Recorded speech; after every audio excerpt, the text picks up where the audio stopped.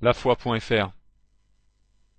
Toute la vérité sur la Révolution française, le vrai combat contre révolutionnaires et leur désinformation. Saint Paul aux Colossiens. Prenez garde que personne ne vous séduise par la philosophie, par des raisonnements vains et trompeurs, selon la tradition des hommes, selon les éléments du monde, et non selon le Christ. Cette vidéo se veut comme une mise au point. En ce qui concerne les points historiques importants, vous pourrez tranquillement vous y intéresser dans une sélection de liens de films, se trouvant dans la description de cette vidéo. Ils viennent de gens compétents sur le sujet. Toutes ces personnes sont autant concernées que nous à être catholiques traditionnels.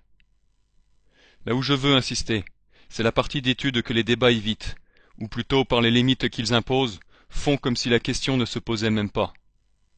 Cette zone radioactive, c'est le terrorisme intellectuel, qui est si bien implanté et attise la pensée unique antéchrist. On nous dit que la chose à savoir sur ça, c'est ceci et rien d'autre, en nous rassurant qu'à l'avenir, nos enfants sauront interpréter ce qu'ils voudront, du moment qu'ils n'aillent pas plus loin que cette nouvelle limite imposée. Cette limite, c'est les vainqueurs de l'histoire, c'est la République française qui les a fixés, la République des judéo-maçons. Dans leur débat, on ne parle pas de ce qui se dit dans cette vidéo, on parle de dates où on philosophe. Et quiconque ose questionner sur les thèmes gênants, l'Empire babylien s'efforcera d'écourter l'impact ainsi créé auprès des masses, à coups de slogans propagandistes ou de désinformation massive. On donnera du conciliaire à manger au peuple. Par conciliaire, je parle de ceux qui concilient, c'est-à-dire amener à un accord des personnes d'opinion contraire. Un débat avec ces thèmes gênants sera mouvementé, mais à la fin du temps imparti ne servant qu'à empêcher de parole celui qui en sait plus que celui qui ne sait rien, on fera un sourire d'hypocrite et on dira que c'est l'heure de trouver un terrain d'entente. Eh bien ce n'est rien d'autre que réconcilier faussement tout le monde, car c'est là tout le piège qui s'est tissé, qui se refermait lentement sur la proie des gens peu zélés. Les hérétiques modernistes s'y sont rués, et les tièdes ne sont que des collabos qui ne suivent que ce qui les arrange sur l'instant. Leur Dieu, c'est un être suprême, un faux Dieu pratique. Certains vont jusqu'à dire que l'idée même d'un Dieu ne peut pas exister. Quel blasphème en plus d'être stupide.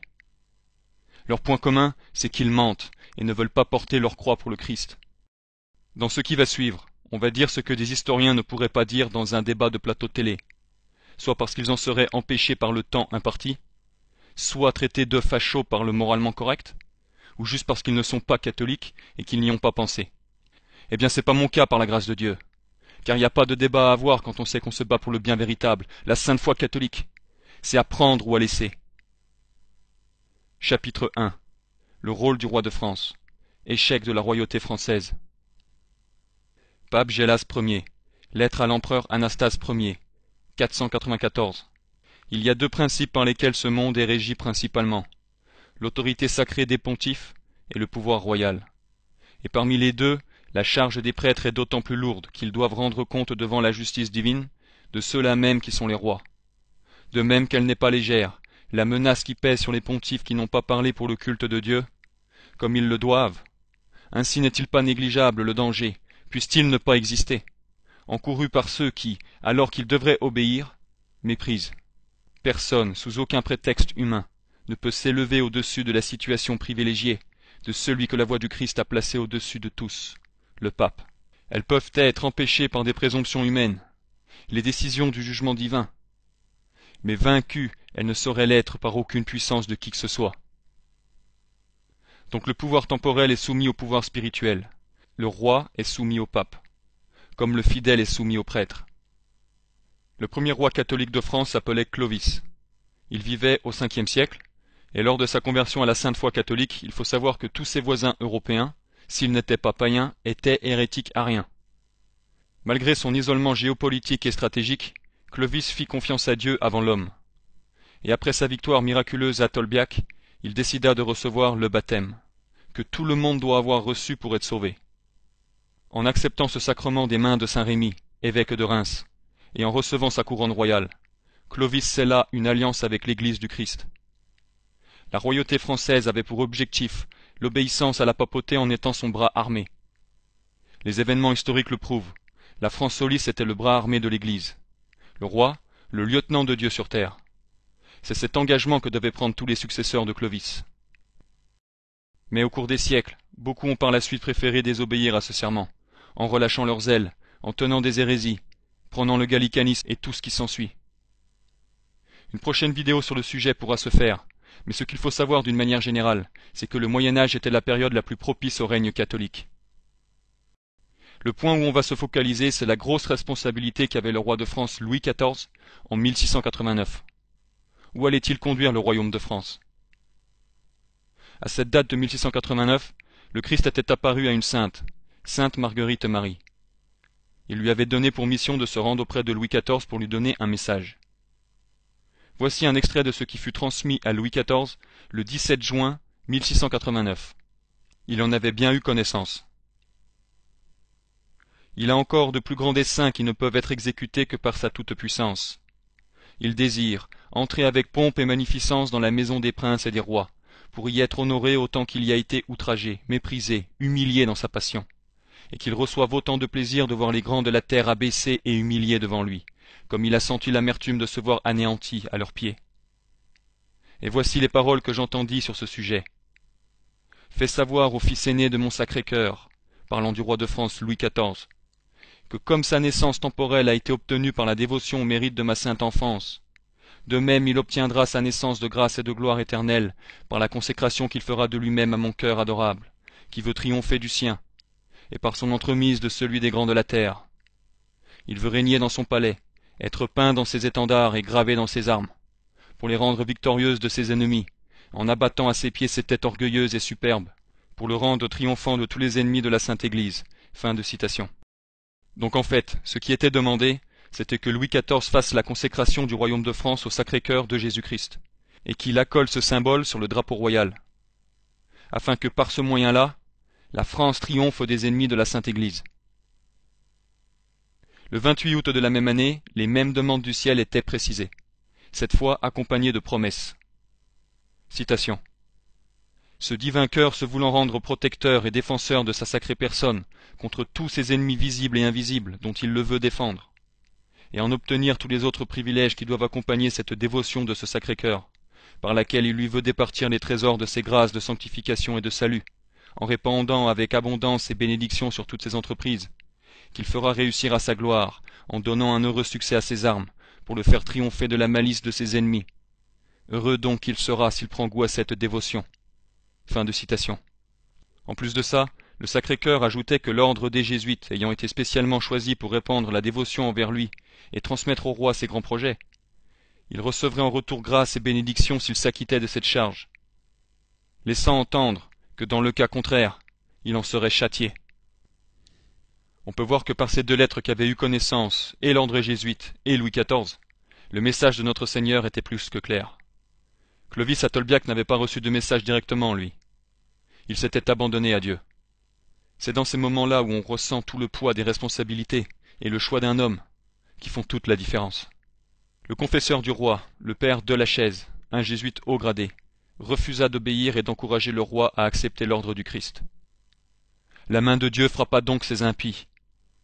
L'ordre des jésuites, qui était alors au sommet de sa gloire, s'est ruiné en moins d'un siècle. Supprimé au Portugal en 1759, en France en 1764, en Espagne 3 ans plus tard, et finalement dissous par le pape Clément XIV en 1773. Et pour Louis XIV, qui était lui aussi au sommet de sa gloire, son refus marqua le tournant. Malgré tous ses efforts, il n'a pas su écraser les ennemis de la Sainte Église et de la France, les protestantes Hollande, Prusse et Angleterre, la dynastie hanovrienne, maçonnique, et tous les autres. Tous ces pays ennemis, à l'inverse, montèrent en puissance effective. Aussi, durant tout le XVIIIe siècle, les philosophes du diable, financés notamment par les francs-maçons, préparaient la Révolution française. Et c'est là où Dieu donne des signes aux gens qui ont des yeux pour voir. Le 17 juin 1789, un siècle jour pour jour, où Sainte Marguerite Marie avait écrit pour le roi la première demande de consécration au Sacré-Cœur, le tiers-état s'insurgeait et se proclamait assemblée constituante. Donc 100 ans après, jour pour jour, la Révolution française commençait. En résumé, Louis XIV avait décidé, donc pris la responsabilité de ne pas écouter le Christ. Ce qu'il voulait, c'était ce qui l'arrangeait, au mieux, du conciliarisme. Pour bien se rendre compte de ce choix indigne, un choix de haute trahison, constatons le style de vie de Louis XIV, la trace qu'il a laissée dans son passage sur Terre. La vidéo de frère Peter Diamond de Most Holy Family Monastery sera utilisée pour ça. Elle est disponible sur la chaîne YouTube de lafoi.fr. En voici un extrait. And how his palace was a symbol for his concentration of power and control. And he goes on to say, quote, "At the Sun King's command," meaning Louis XIV, Versailles blazed with light. A ceaseless round of intricate protocol and brilliant entertainment kept everyone busy from morning until night. Everything revolved in minute detail around the king. His bedroom was placed at the very center of the palace. From 8 o'clock in the morning, when the curtains of the royal bed were drawn aside and Louis woke to hear, "Sire, it is time," the monarch was on parade. His nose was rubbed down with rose water and spirits of wine. He was shaved and dressed, observed by the most fortunate of his subjects. End quote.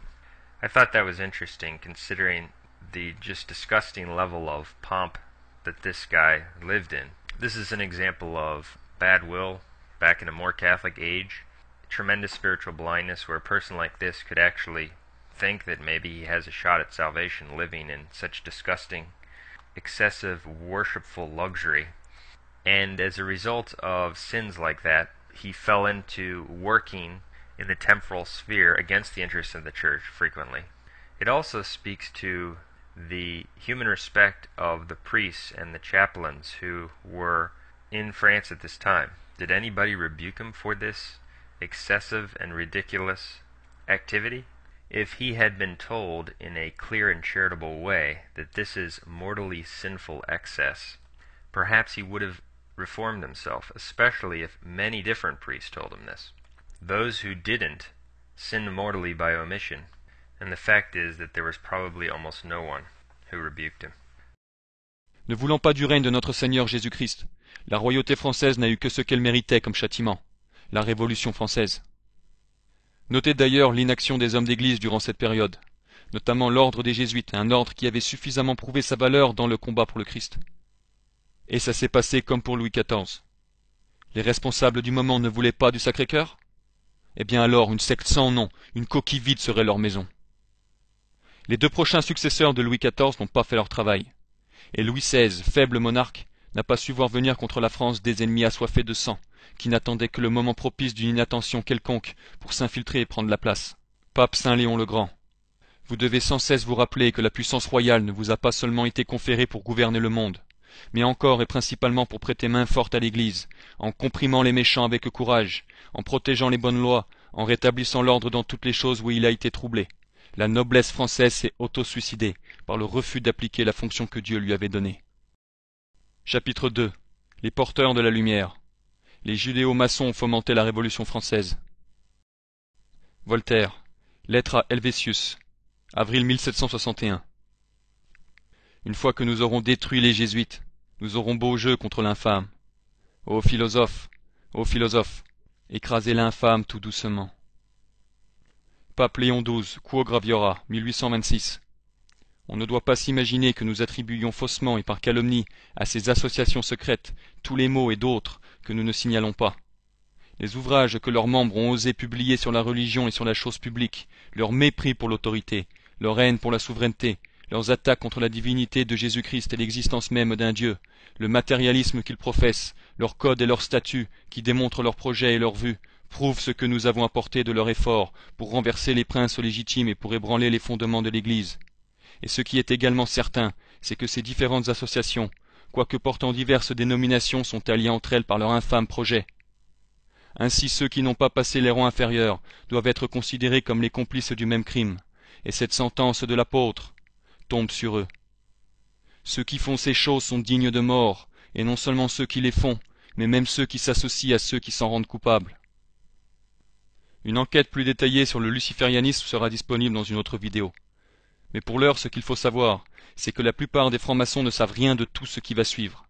Donc je ne parle pas des pingouins qui s'amusent et frissonnent dans les loges devant les symboles de base. C'est les têtes pensantes des hauts degrés qui ont fait le coup d'État. Ils nous disent que la franc-maçonnerie n'est pas une religion.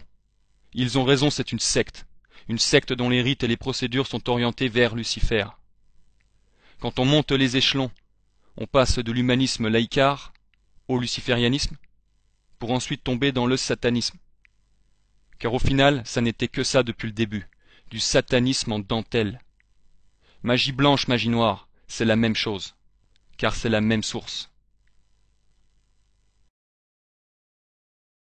La franc-maçonnerie n'est que l'un des bras de la pieuvre, dont la tête est le pouvoir occulte aux mains des Juifs, qui possèdent l'argent, et dont Lucifer est l'inspirateur, l'intelligence est le chef. Les rites maçonniques sont inspirés de la Kabbale juive, la synagogue de Satan.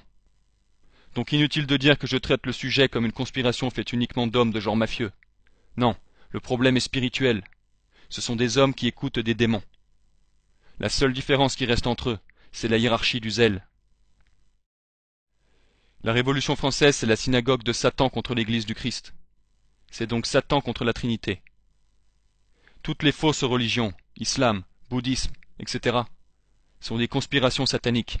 Mais ce ne sont pas ces dernières cités qui ont fait la Révolution française. Elles ont aidé indirectement les fauteurs principaux à fragiliser le royaume. Mais dans la loi du plus fort et de celui qui commande chez ces ennemis-là, c'est le groupe luciférien judéo-maçon qui l'a emporté. Cette conspiration luciférienne a depuis longtemps cherché à aboutir à un gouvernement mondial unique en recourant à toutes sortes de stratagèmes vicieux. Mais les protocoles, connus comme les protocoles des sages de Sion, furent son outil principal. Il n'y a qu'à le lire pour le comprendre.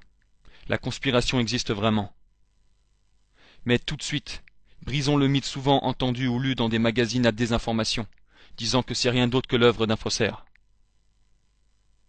Citation. Si les protocoles étaient des contrefaçons, comme seuls les médias juifs et leurs lecteurs osent l'affirmer, alors le paradoxe est confondant, à savoir que tout ce qu'ils décrivent allait passer sous nos yeux. Tout ce qui est dit est contenu dans le Talmud et dans Shulchan Aruch. À l'armée, les communautés juives du monde imaginèrent une parade. Le texte des protocoles, affirmèrent-elles, était de la main d'un faussaire, d'un antisémite, et non pas le compte-rendu d'un convent, comme l'assurait Serge Nilus.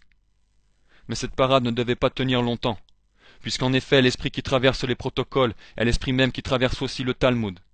Un même esprit de subversion et de domination haineuse contre la personne du Christ, l'Évangile et son Église. La controverse sur l'authenticité des protocoles ne visait autre chose qu'un blocage aux publications, une censure. Or, en langage de notre époque, nous sommes en face d'un copier-coller de passages du Talmud dans les protocoles. Au voleur, à l'assassin, crie le malandrin juif qui vient d'égorger un malheureux ou d'arracher son sac à une vieille dame, et qui va profiter de la confusion que provoqueront ces hurlements pour filer. C'est une ruse enfantée par l'hypocrisie et le cynisme pharisaïque, une recommandation millénaire du Talmud. Accuser un goy quand on risque le flagrant délit. Fin de citation. En 1776, Adam Weishaupt, ancien jésuite, professeur de droit canon à l'université d'Ingolstadt en Bavière, devint renégat apostat, après avoir succombé à des péchés mortels. Réputé pour son extrême intelligence et son orgueil surpassé, il fut contacté par la toute nouvelle maison de Rothschild, des kabbalistes, pour revoir et moderniser les protocoles. Et c'est le 1er mai de cette année 1776 qu'Adam Weishaupt termina leur rédaction. Il mit en œuvre ce complot révisé luciférien en donnant le nom d'Illuminati, porteur de lumière, aux agents mondialistes, recrutés parmi les grands intellectuels. Il créa aussi des loges maçonniques du Grand Orient dans plusieurs villes majeures d'Europe, pour en faire des bases de sa société secrète. Ce procédé servit à infiltrer la franc-maçonnerie régulière, afin d'utiliser ces maçons-là dans des opérations Illuminati. La secte redouble d'efforts. Pour décerveler les esprits, elle fonde partout des sociétés de lecture et de pensée, et fait imprimer à Londres et en Hollande d'innombrables pamphlets et libelles contre la royauté et l'Église, que ses affiliés distribuent secrètement jusque dans les campagnes. Bientôt de nombreux ministres font partie des loges, le clergé et jusqu'à des évêques sont affiliés. La censure des livres est dirigée par un initié, et pour se procurer les fonds nécessaires à sa propagande luciférienne, la secte réussit à faire nommer à la garde du Trésor royal un de ses membres.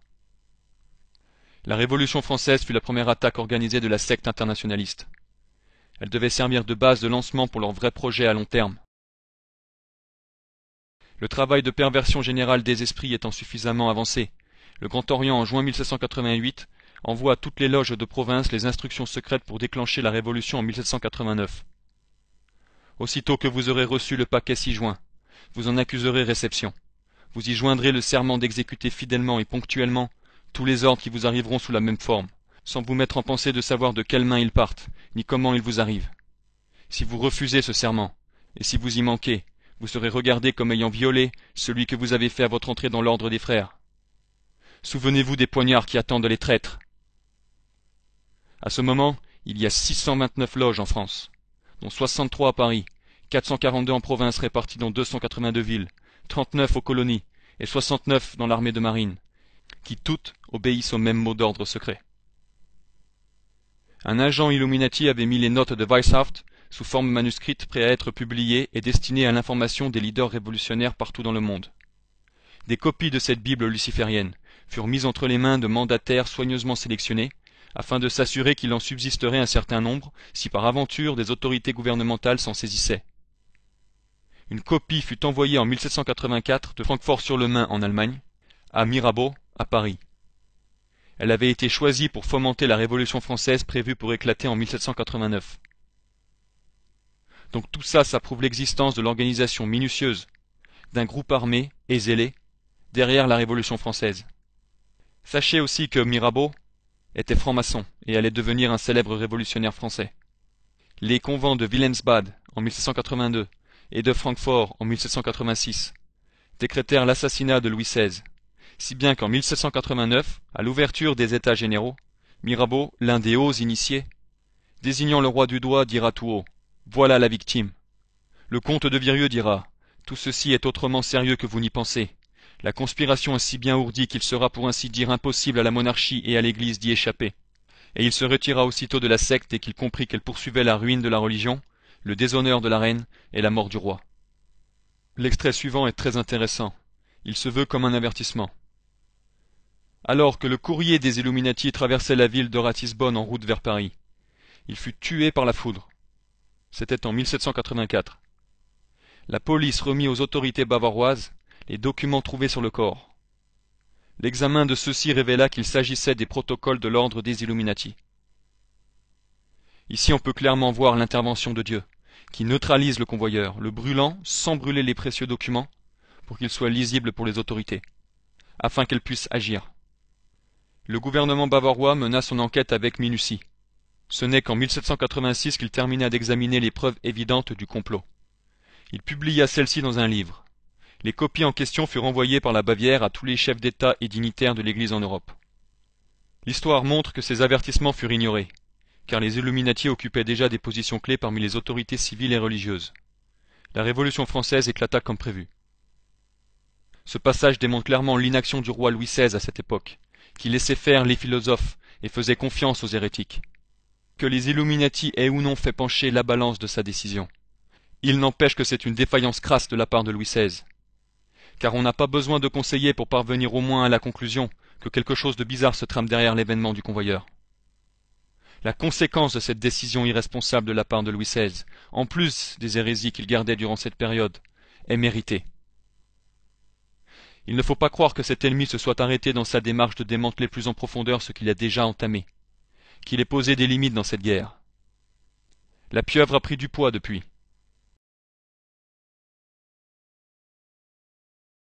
Ce qui est aussi intéressant, c'est de faire le lien entre le châtiment divin entre l'ordre des jésuites évoqué dans le chapitre précédent et le fait que Weishaupt, la figure principale du mouvement humain et actif de la conspiration satanique, était un ancien jésuite qui allait développer tout son zèle démoniaque à chercher l'extermination du catholicisme. Le roi ainsi mis hors jeu, les têtes pensantes de la judéo-maçonnerie pouvaient s'infiltrer à leur aise dans les murs de l'église, car c'était son garde du corps qui avait été éliminé. Mazzini, chef de la haute vente, successeur de Weishaupt. Notre but est celui de Voltaire et celui de la Révolution française, l'anéantissement à tout jamais du catholicisme et même de toute idée chrétienne. Chapitre 3. Volonté destructrice de la Révolution française contre l'Église. Pape Pie VI, Inscrutabile Divine, 25 décembre 1775. En vérité, ces philosophes pervers, après avoir répandu ces ténèbres, et après avoir extirpé des cœurs la religion, cherchent surtout à faire en sorte que les hommes dissolvent tous ces liens par lesquels ils sont unis entre eux et avec leur souverain. La Révolution française ne s'est pas faite en douceur. Normal, c'est une opération de conquête militaire. Mais c'est tout? C'était juste une guerre civile comme ça, comme on a l'habitude d'en voir? Non, ce qu'elle a de différent par rapport aux autres, c'est qu'en plus d'être la première révolution du genre, sa machine destructrice ne s'est pas limitée qu'à la France. Le bras armé de la synagogue de Satan, Napoléon, a su comment propager son idéal. Et les autres nations du monde ont suivi l'exemple anticatholique si particulier de la Révolution française. C'était leur sœur aînée. La Déclaration des droits de l'homme porte à son sommet le symbole de la secte des porteurs de la lumière. Ces lucifériens se voulaient comme une lumière de liberté pour le peuple, voulant les libérer de l'obscurantisme de l'Église catholique grâce à cette déclaration. Eh bien, voyons les effets de sa propagation sur le peuple catholique, par une série d'exemples. La Révolution française n'était pas une fronde ordinaire. Au cœur de cette révolution idéologique, il y avait le rejet de l'ordre social chrétien, le rejet de Dieu. On songe à tous ces martyrs, on songe aux Vendéens.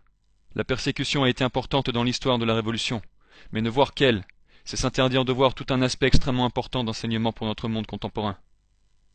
Cet autre aspect, c'est la volonté d'instrumentaliser le sentiment religieux au service de la puissance publique, au service de la Révolution et de la République. C'est-à-dire de substituer à la religion du Dieu qui s'est fait homme, Jésus-Christ, une véritable religion de la République dans laquelle les droits de l'homme tiendraient lieu d'évangile, dans laquelle la République serait divinisée. On la trouve dans l'entreprise de Robespierre, d'institution du culte de l'être suprême. Nous avons dans ces relations entre religion et révolution deux aspects complémentaires. 1. Sécularisation et persécution anticatholique. 2.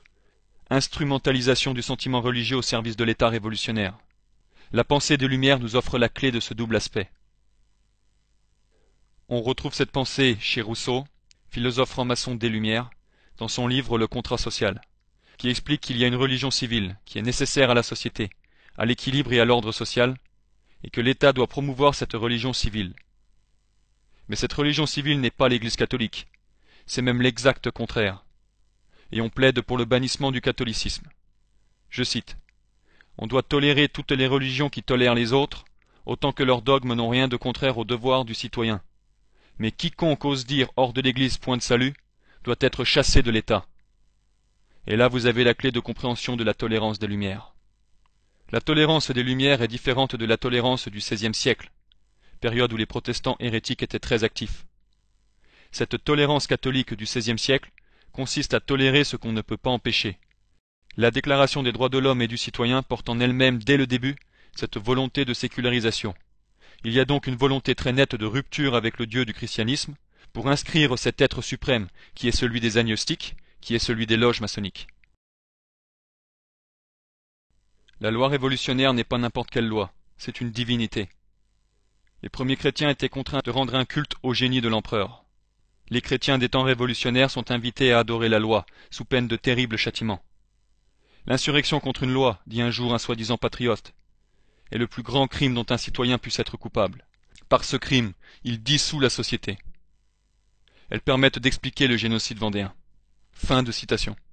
Notez le terme de « dissous » qui est employé pour parler de ce que ferait subir à la nation divinisée un anti-citoyen. Eh bien, dans la Sainte Bible, le terme synonyme de « dissous », détruit, est employé pour parler de l'Antéchrist. 1 Jean 4, 2, 3. Tout esprit qui confesse que Jésus-Christ est venu dans la chair est de Dieu, et tout esprit qui détruit Jésus n'est point de Dieu, et celui-là est l'Antéchrist. C'est choquant de similitude.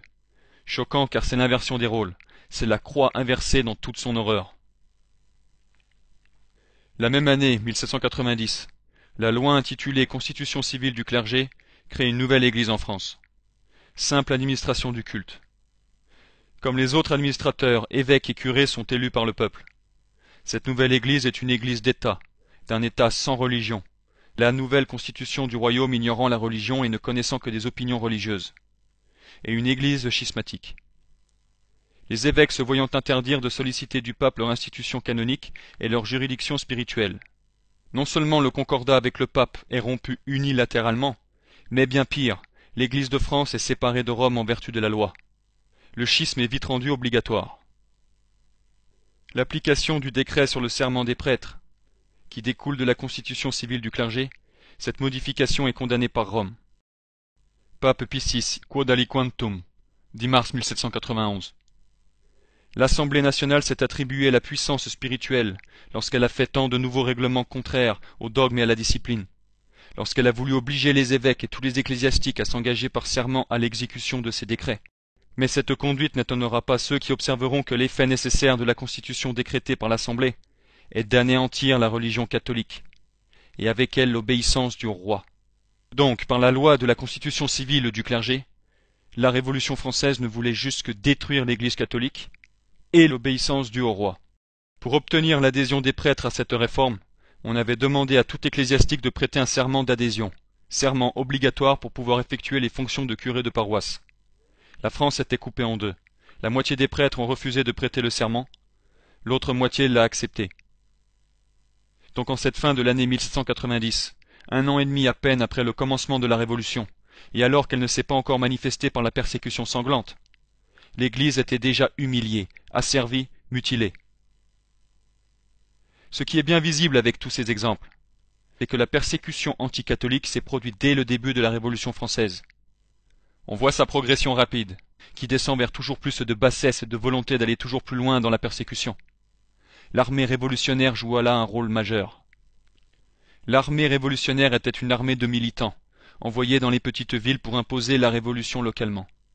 Des armées composées de sans-culottes, fanatiques révolutionnaires, qui se livraient au pillage, vivaient sur l'habitant, s'emparaient de vases sacrés dans les églises, fermaient les églises aux cultes, faisaient des mascarades anti-religieuses, arrêtaient des suspects et les exécutaient éventuellement. Cette armée révolutionnaire avait avec elle une guillotine, qu'elle promenait et qui servait. Ils vont changer le nom des villes, ce qu'ils appelaient régénérer. Les cloches d'église sont confisquées pour en faire des canons. Ceux qui disent ces messes clandestines risquent leur vie, mais également les fidèles qui y assistent. Combien sont ces martyrs chrétiens? 870 ont été reconnus par la congrégation romaine pour les causes des saints et béatifiés. Parmi eux se trouvent les 16 carmélites de Compiègne, les 13 Ursulines de Valenciennes, les 191 martyrs de septembre 1792, assassinés dans les prisons des Carmes, 99 martyrs d'Avrier, dont 84 fidèles. Une telle liste est déjà impressionnante. Mais l'historien peut y ajouter bien d'autres victimes, qui ont certainement perdu la vie à cause de leur foi. On en trouve dans toutes les régions de France. À Clérac, l'abbé de Lartigue massacré par une foule en folie, 143 prêtres noyés en 1793. Restent les prêtres qu'on ne peut pas tuer, au moins pour l'instant, parce qu'ils ont prêté le serment. Alors ceux-là, on les force d'abdiquer et de se marier. Il y avait bien eu, dès 1791 et 1792, quelques mariages de prêtres. Mais ces mariages étaient volontaires. Maintenant ils sont quasi obligatoires, et se font sous la pression des sociétés populaires, et sous la menace de la prison et de l'échafaud. On force à se déprétiser, comme on dit, en déposant des lettres de prêtrise. Et comme ils avaient déjà cédé pour le serment, ces mêmes prêtres cèdent à nouveau. 20 000 prêtres renoncent. La persécution contre le christianisme n'est donc pas seulement violente, elle est effrayante. Elle est de nature à faire céder les plus résolus. D'ailleurs, beaucoup ont cédé. Beaucoup se sont soumis.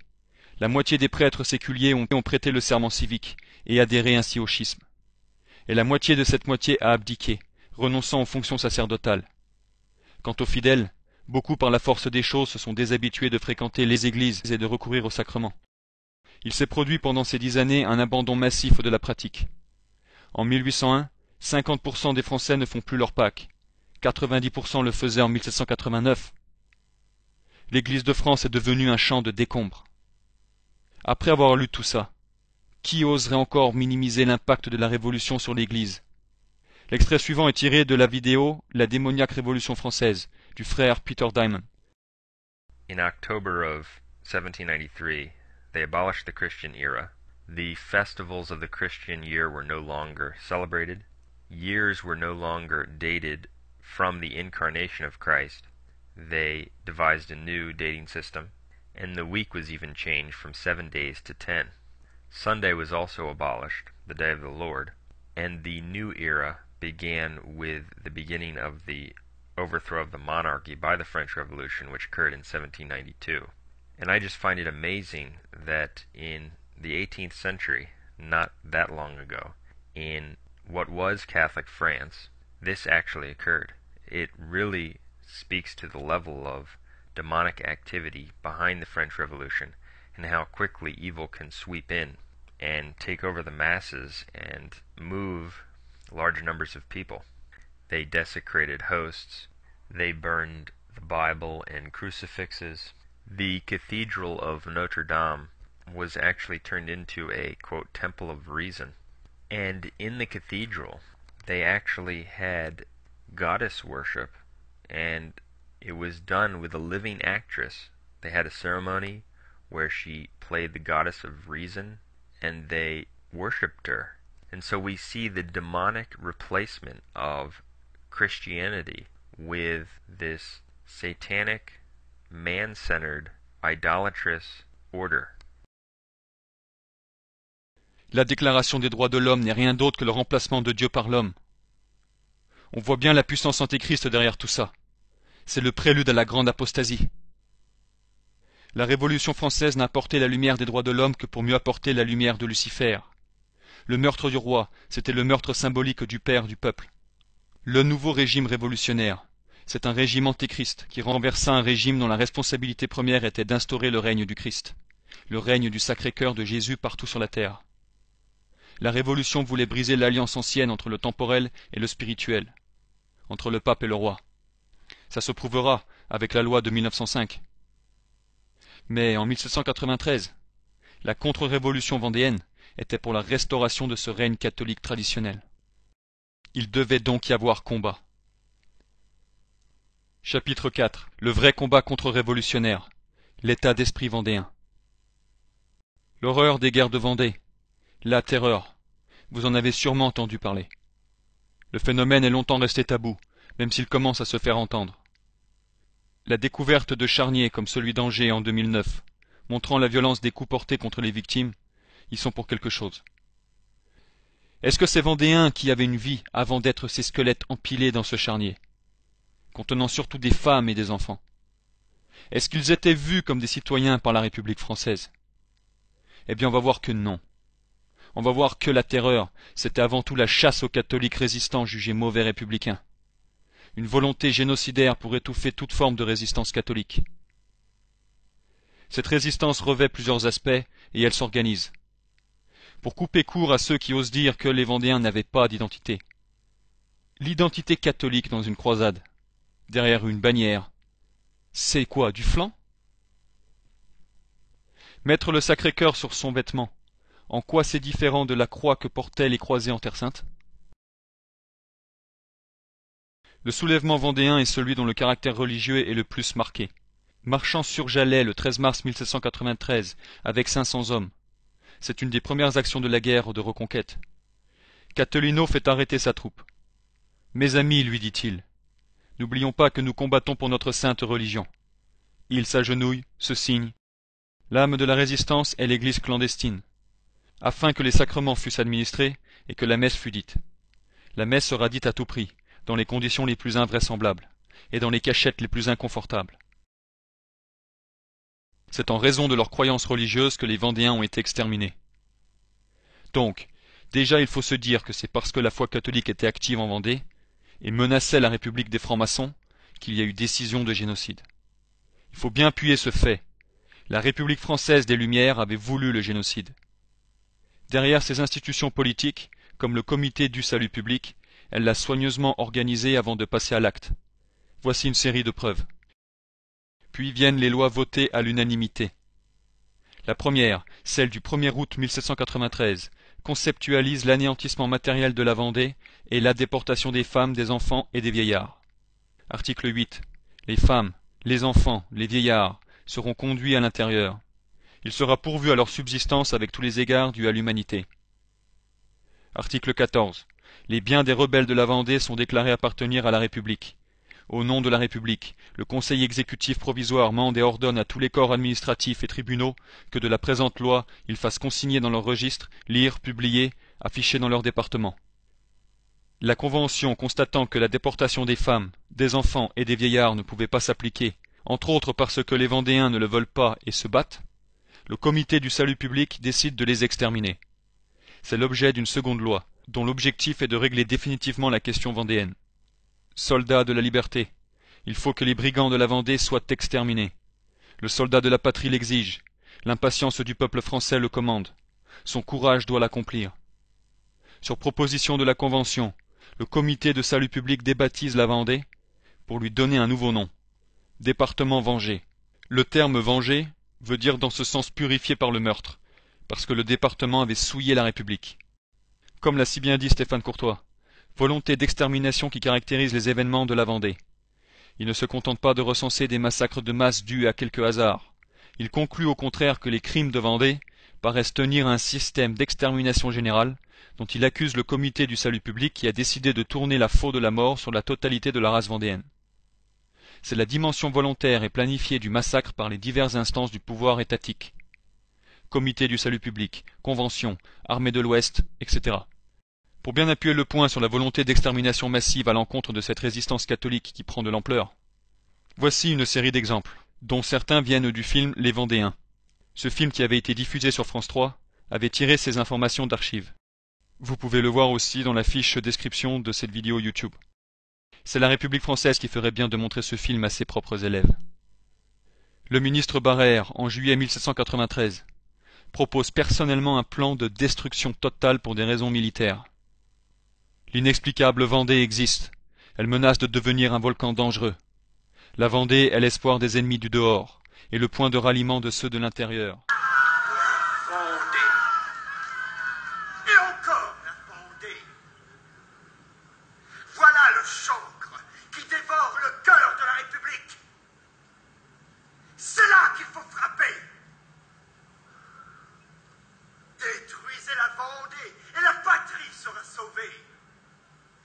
Détruisez la Vendée, et Valenciennes n'est plus à l'Autrichien. Détruisez la Vendée, et l'Anglais laissera Dunkerque en paix. Détruisez la Vendée, et l'Espagne se verra conquise. Détruisez la Vendée, et Lyon ne résistera plus. Il faut exterminer cette race rebelle. Brûler leurs forêts, couper leurs récoltes, enlever leurs troupeaux.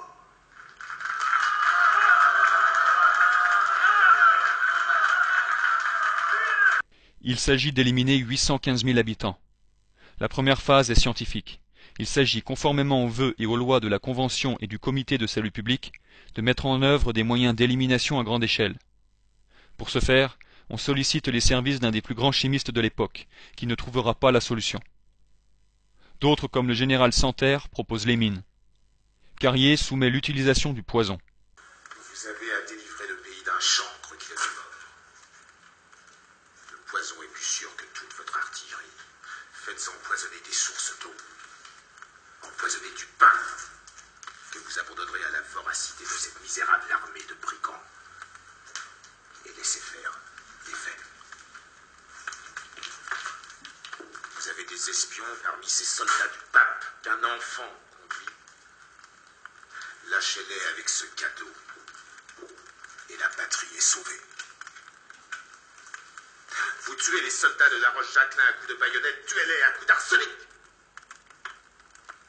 Cela est moins dispendieux et plus commode. Pourtant, ces hommes ne rêvent que de progrès et de bonheur du peuple. Il faut régénérer la France de gré ou de force. Du-t-on en faire un cimetière? Les Vendéens ne doivent plus se reproduire.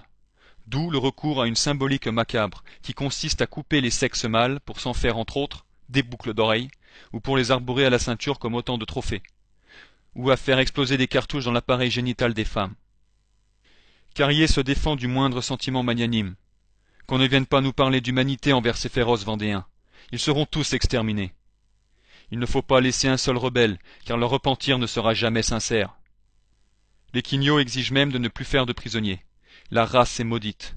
Il faut passer de la théorie à la pratique. Le terme utilisé par Carrier ici, repentir, montre bien la vision idéologique de la révolution derrière le génocide. Pour qu'il y ait repentir, il faut qu'avant il y ait eu conviction religieuse contraire à celle qui pousse au repentir. Ici, bien sûr, cette confession religieuse que doivent se repentir les Vendéens, c'est la Sainte Foi catholique romaine. Ça ne fait aucun doute, c'était une planification de génocide. Mais pour se rendre pleinement compte de la réalité des choses endurées par les victimes vendéennes, il faut rentrer dans les détails d'exécution en masse. Les exemples qui vont suivre ne sont pas exagérés. Ils proviennent d'archives de témoignages. En pleine trêve pascale, l'armée révolutionnaire va pratiquer la terre brûlée. Pour l'exemple, le premier village rebelle, Lavar, dans les Mauges, est livré aux flammes, et ses habitants au feu des pelotons. Sur la route de l'invasion, le pays sera mis à feu et à sang, villages et châteaux confondus.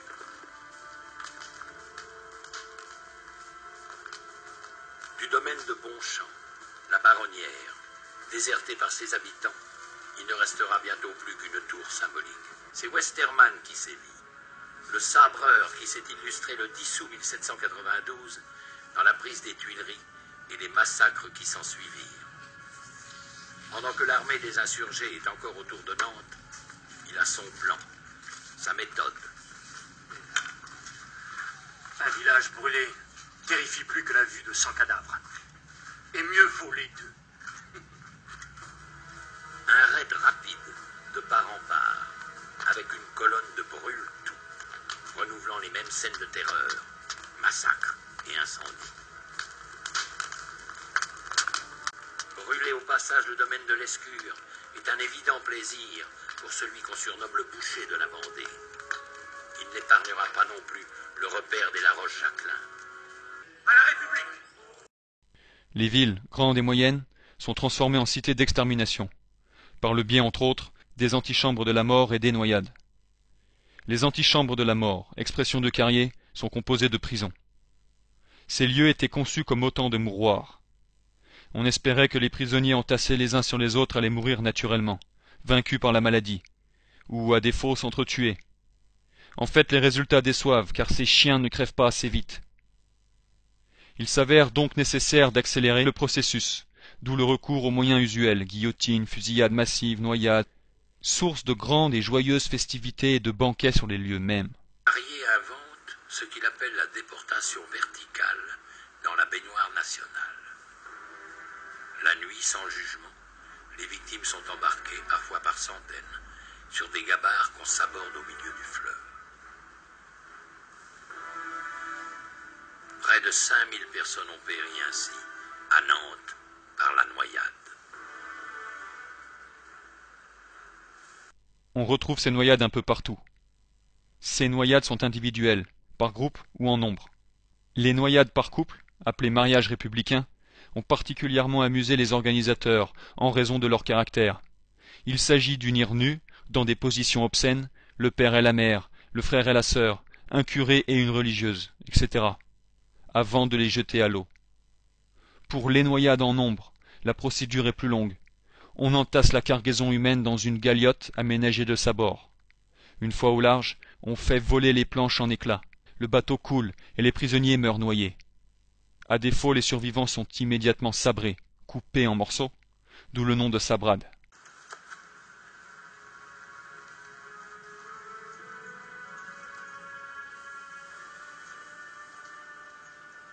Aussitôt que notre armée est entrée dans la Vendée, chaque soldat a dès lors mis à mort qui lui a plu, pillé qui lui a plu, sous prétexte que celui qu'il tuait ou qu'il pillait était rebelle ou pensait royalistement.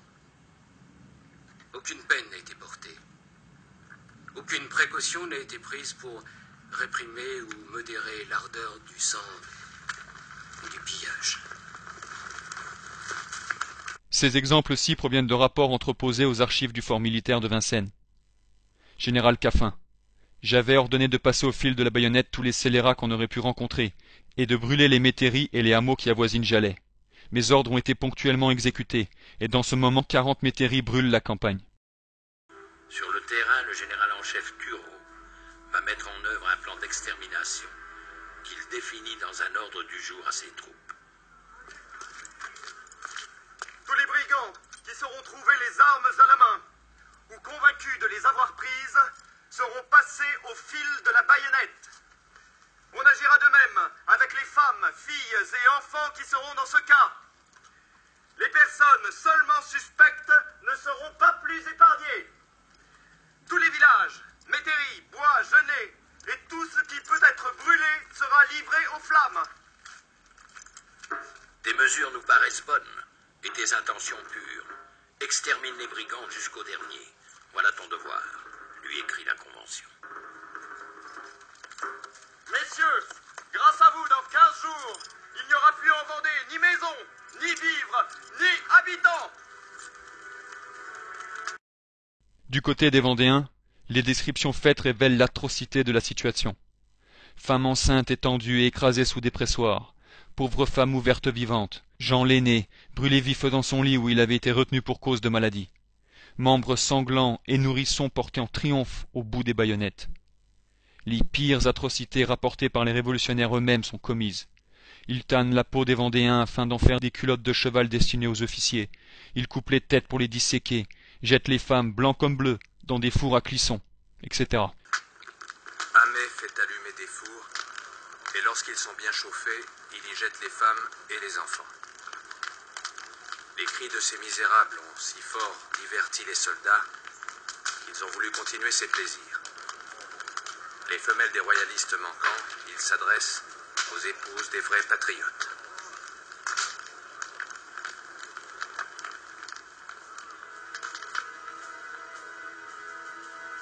Toutes les paroisses de Vendée payèrent leur tribut de ruines et de martyrs. Une les symbolise toutes, les Lucs sur Boulogne, qui vit passer l'horreur le 28 février 1794 et qui en garde le souvenir. Ce jour-là, la colonne du général Cordelier arrive au bord de la Boulogne. Sur l'autre rive, le curé de la paroisse, l'abbé Voineau, 70 ans, tente de s'interposer. Il sera très symboliquement le premier sacrifié, mais il n'empêchera pas le massacre de son troupeau.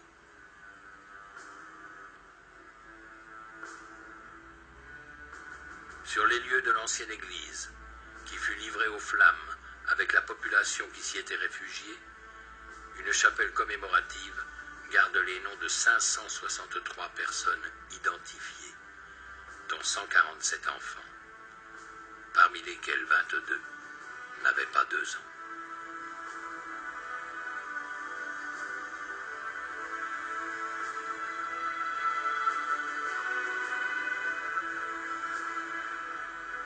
La Vendée n'oublie pas. Elle n'oublie pas ces morts innombrables qui partout, jusqu'au plus profond des bois, ont porté témoignage en sanctifiant sa terre. Avec le facteur clé de la persécution antireligieuse et la persévérance dans les atrocités en masse, c'est une preuve absolue que le nouveau régime en place est diabolique et que l'armée droit-de-l'homiste favorise les tortionnaires. Les révolutionnaires tourmentent les Vendéens catholiques comme des démons le feraient à des damnés en enfer. Ils se comportent comme de véritables possédés. Il y a dans cette volonté destructrice plus qu'une volonté froide.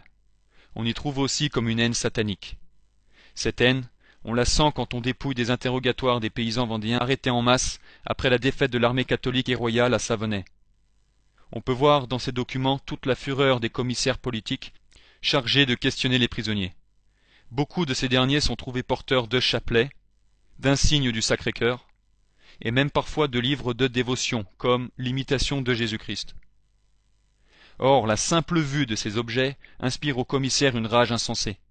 Ils les saisissent, les lacèrent, les piétinent et les jettent dans le feu. Ceux qui ont étudié les cas de possession sauront reconnaître les similitudes. Voici un extrait du film Analyse Mitchell, une histoire de possession, disponible aussi sur la chaîne YouTube de lafoi.fr, où le frère Peter Diamond fera des remarques intéressantes. Referring to when she was about to enter a Catholic shrine, it says, quote, "She approached it with the greatest hesitation. She looked at the people who were kneeling in the area surrounding the little garden, and it seemed to her that while praying they were gnashing their teeth. She had to avert her glance from the picture of Christ in the chapel. She made it several times to the garden, but could not get past it. She also noted that she could no longer look at medals or pictures of saints. They sparkled so intensely that she could not stand it," end quote. Made fun, so to speak, of the priest. She was simply not Anneliese anymore. She tore off a medal that Frau Hein was wearing. Here are some other quotes about what happened to her as the evidence of her demonic possession began to pile up. This is from page 71, quote, Anneliese seemed to develop a peculiar aversion to all sacred objects. She removed a picture of Christ from the wall. In Maria Klug's room she threw her rosary into the corner during a prayer session of the little group. Faisons le bilan en morts du génocide. Le génocide s'accompagne de la ruine du pays. Il s'agit pour Barère de balayer avec le canon le sol de la Vendée et de le purifier par le feu. Si ce génocide, malgré les intentions et la programmation, n'est pas mené à terme, c'est uniquement en raison de la faiblesse des moyens. Le bilan s'impose.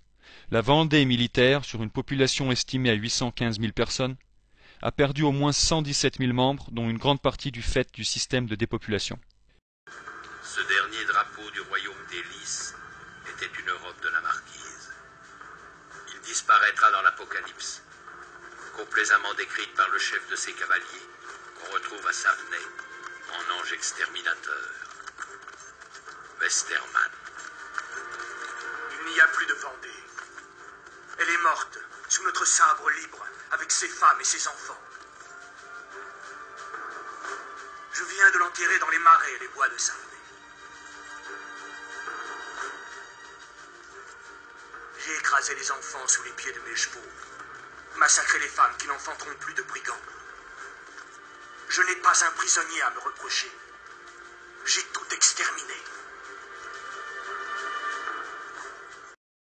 La persécution a donc été efficace. Il faut dire, s'il n'y avait pas eu de résistance, la persécution aurait tout anéanti, ou presque tout.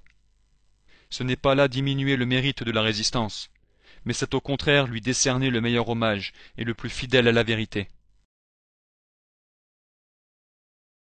Très symbolique aussi, ces croix de carrefour qu'on enflamme, et ces cloches qu'on ne peut faire taire, et qui vont ressusciter une armée. L'armée des brigands s'est retrouvée face à l'armée de la Révolution. C'est le grand choc, comme disent les Vendéens. Toutes les caractéristiques de la persécution prouvent en elles-mêmes que le combat vendéen ne devait être axé que contre cette déchristianisation. Car si c'était une résistance provoquée par des frustrations d'origine matérialiste, ou bien égoïste, elle n'aurait pas fait long feu, ou n'aurait carrément pas eu lieu devant de telles atrocités. Car pourquoi se battre quand on peut faire le lâche et accepter les ordres de la République? Surtout devant les boucheries se passant tout autour de soi. Non, la résistance militaire à cette époque, avec l'organisation de résistants en armée catholique et royale, est bel et bien une croisade. Les nobles qui sont restés fidèles à la royauté en deviennent ses chefs, de par leur capacité militaire.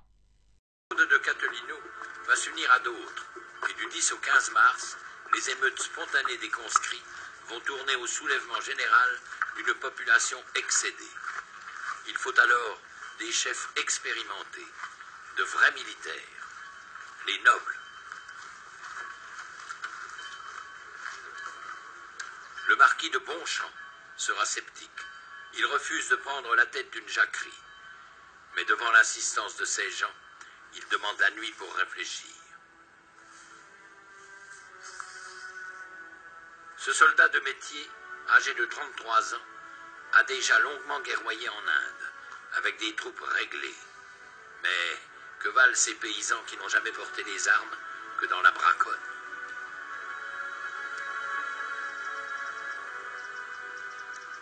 Ils vont au massacre, ils courent au martyre. Et grâce à Dieu, le cœur ne m'a jamais manqué depuis. C'est ainsi que Langevin est devenue brave et vendéenne. Car la Vendée militaire, fidèle au double cœur, déborde largement ce département de Vendée, taillé par la Révolution sur les confins de 3 provinces.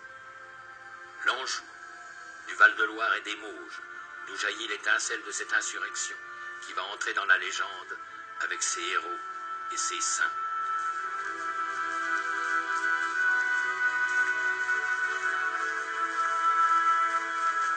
Le plus exemplaire, issu de ce peuple, il y a 200 ans, Jacques Catelino, le saint de l'Anjou, sera le premier généralissime de la grande armée catholique et royale. À sa mort, Maurice d'Elbée prendra la relève. Il est de petite noblesse terrienne, comme Charles de Bonchamp, le plus instruit dans l'art de la guerre, avec à leur tête celui qu'ils appellent le Saint du Poitou, Louis-Marie de Lescure, flanqué d'un archange de 20 ans, son cousin, Henri de la Roche-Jacquelin, qui restera comme le dernier généralissime de la grande armée du roi et de la foi. Ces succès me confondent. Ils viennent de Dieu. C'est ce que disait hier M. Henri. C'est ce que je pense, ce que nous pensons tous. Rendons grâce à Dieu seul et prions-le de continuer à présider nos conseils.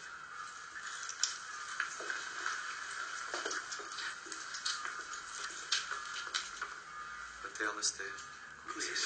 Catilino, élu généralissime, ne peut que s'en remettre à Dieu pour inspirer la stratégie générale. Pour les Vendéens, tout pouvoir vient de Dieu, dont le roi n'est que lieutenant sur terre. Le roi, c'est cet orphelin de 8 ans, Louis XVII, fils de Louis XVI, et comme son père prisonnier au temple, arraché à sa famille, livré à ses geôliers. Bien sûr, il faut le délivrer, le faire sacrer selon la tradition venue du fond des âges, et rétablir sur le trône de France le roi très chrétien, tenant ferme la main de justice de sa gauche et le sceptre de sa droite. Donc même si des paysans ignorants de la conception de croisade pouvaient se trouver dans les rangs de l'armée catholique, c'est pas grave en soi, car c'est pas eux les chefs de cette armée. C'est pas à eux qu'on a donné la responsabilité de diriger les troupes, de les encourager, de protéger non pas juste leur propre famille, mais toutes les familles vendéennes. Une poignée de nobles, conscients de se battre pour la sainte foi, et qui auraient su commander des gens impies n'y croyant pas, ça n'enlèverait rien à la fonction originale et à l'objectif de cette armée au sens général, c'est-à-dire une sainte reconquête. Eux et leurs troupes se battaient dans les pires conditions, persévéraient jusqu'au bout comme les croisés l'ont fait pour la prise de Jérusalem en 1099. Tout un peuple va s'offrir en sacrifice, à l'exemple de son Dieu crucifié.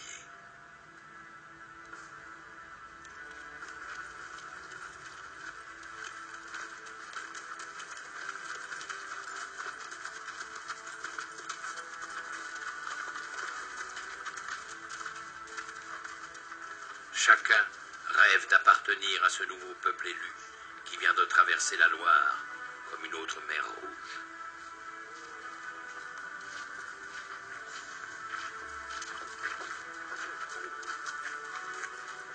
Avec les bandes de Chouans, du Maine et de Bretagne qui les rejoindront en chemin, ils seront ainsi près de 100 000 à piétiner sur les routes de l'Exode dans une absurde et tragique aventure qu'ils ont eux-mêmes appelée la Grande Virée de Galerne, du nom du vent d'Outre-Loire, vent de nord-ouest, vent des tempêtes et des naufrages.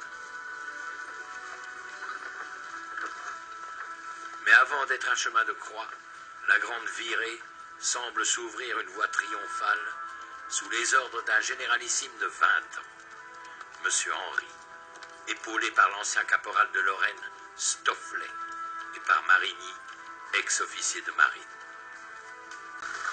Troupeaux, chariots, femmes et enfants, vieillards, forment de longues colonnes refluant vers l'est, vers les pays du Bocage, où l'on espère stopper l'invasion.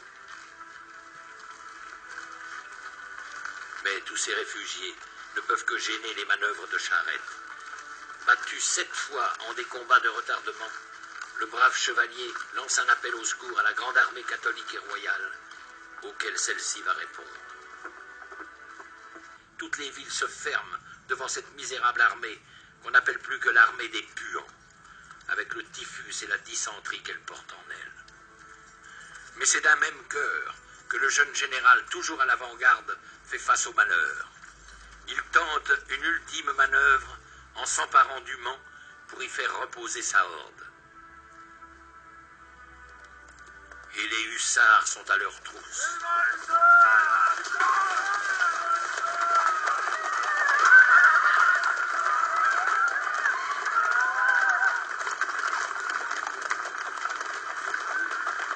Toutes les divisions de la République accourent à la curée, avec des chefs de meute qui s'appellent Westermann, Kléber ou Marceau.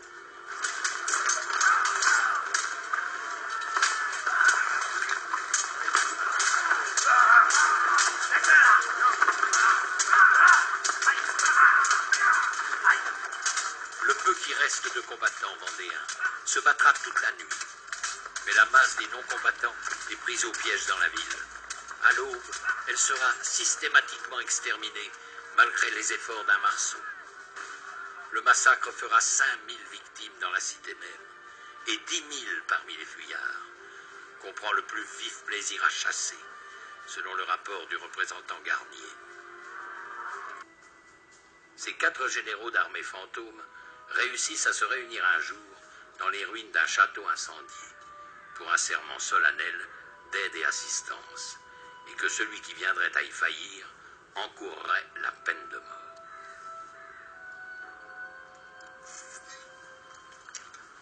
Mais est-ce que les Vendéens voulaient une France de marécage? Une France de puants? Une France où la messe se ferait dehors? Eh bien non. Sans chercher à ne voir que perfection idolâtre dans cette armée catholique, car il y avait forcément en son sein des gens de basse morale comme dans tout groupement de foule. On peut quand même dire que ceux qui y persévéraient, nobles et paysans compris, ceux qui ont fait la réputation de cette armée, voulaient reprendre la patrie pour la mission qu'elle devait accomplir. Et ils avaient compris que s'ils laissaient le pays aux mains de ces traîtres, les générations futures verraient un règne antéchrist. Armée de courageux, armée de frères et de sœurs catholiques, c'était une armée qui donnait l'exemple. Camarades, il faut vaincre ou périr. C'est ici qu'il faut sauver notre pays d'une entière destruction. Si vous fuyez, tout est perdu. Et vous ne me verrez plus à votre tête. Vive la République! Vive la République! Où Delbé va tenter de mettre un frein au désir de vengeance après la victoire. Assassin! Le général Lordon! Non! Je ne veux pas d'assassin pour soldats! Justiciers! Nous sommes des justiciers, mon général! Si nous ne les tuons pas, nous les retrouverons en face de nous! Ainsi nous ne serons jamais vainqueurs! Dieu ne nous demande pas de vaincre, il nous commande de combattre. Remercions-le aujourd'hui de nous avoir accordé la victoire. À genoux.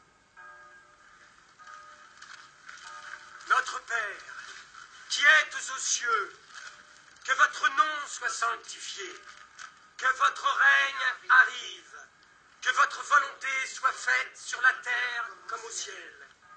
Donnez-nous aujourd'hui notre pain quotidien. Pardonnez-nous nos offenses comme nous pardonnons à ceux qui nous ont offensés. Mes amis, tous, comme le Christ, vous pardonnerez. Ne nous laissez pas succomber à la tentation, mais délivrez-nous du mal, ainsi soit-il. Les prisonniers seront ainsi sauvés par le pater des Vendéens, comme on dit. En ce printemps 93, Dans les mémoires du général en chef des armées de l'Ouest, on peut lire une description des Vendéens de l'armée catholique et royale. Parlons maintenant des Vendéens, à qui il ne manque qu'une autre cause à défendre, une manière de combattre dont on ne connaissait pas encore, un attachement inviolable à leur parti, une confiance sans borne dans leur chef, une telle fidélité dans leurs promesses qu'elle peut suppléer à la discipline, un courage indomptable et à l'épreuve de toutes sortes de dangers, de fatigues et de privations. Voilà ce qui fait des Vendéens des ennemis redoutables. Après avoir été réduite à un reste suite au combat acharné et à la défaite de Savenay, le dernier carré des fidèles croisés a été laissé en plan. Il a été abandonné par ceux-là même pour qu'ils voulaient le retour. et le 12 octobre 1795, 15 000 hommes attendent le frère du roi, qui leur a fixé rendez-vous sur la plage de la Tranche.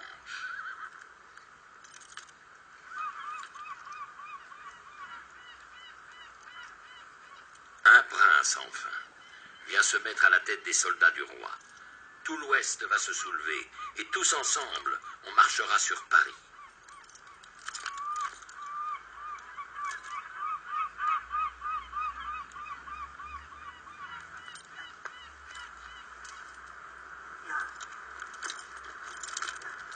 Charette se dirige vers une vedette qui semble escorter un messager. De quel message est-il porteur?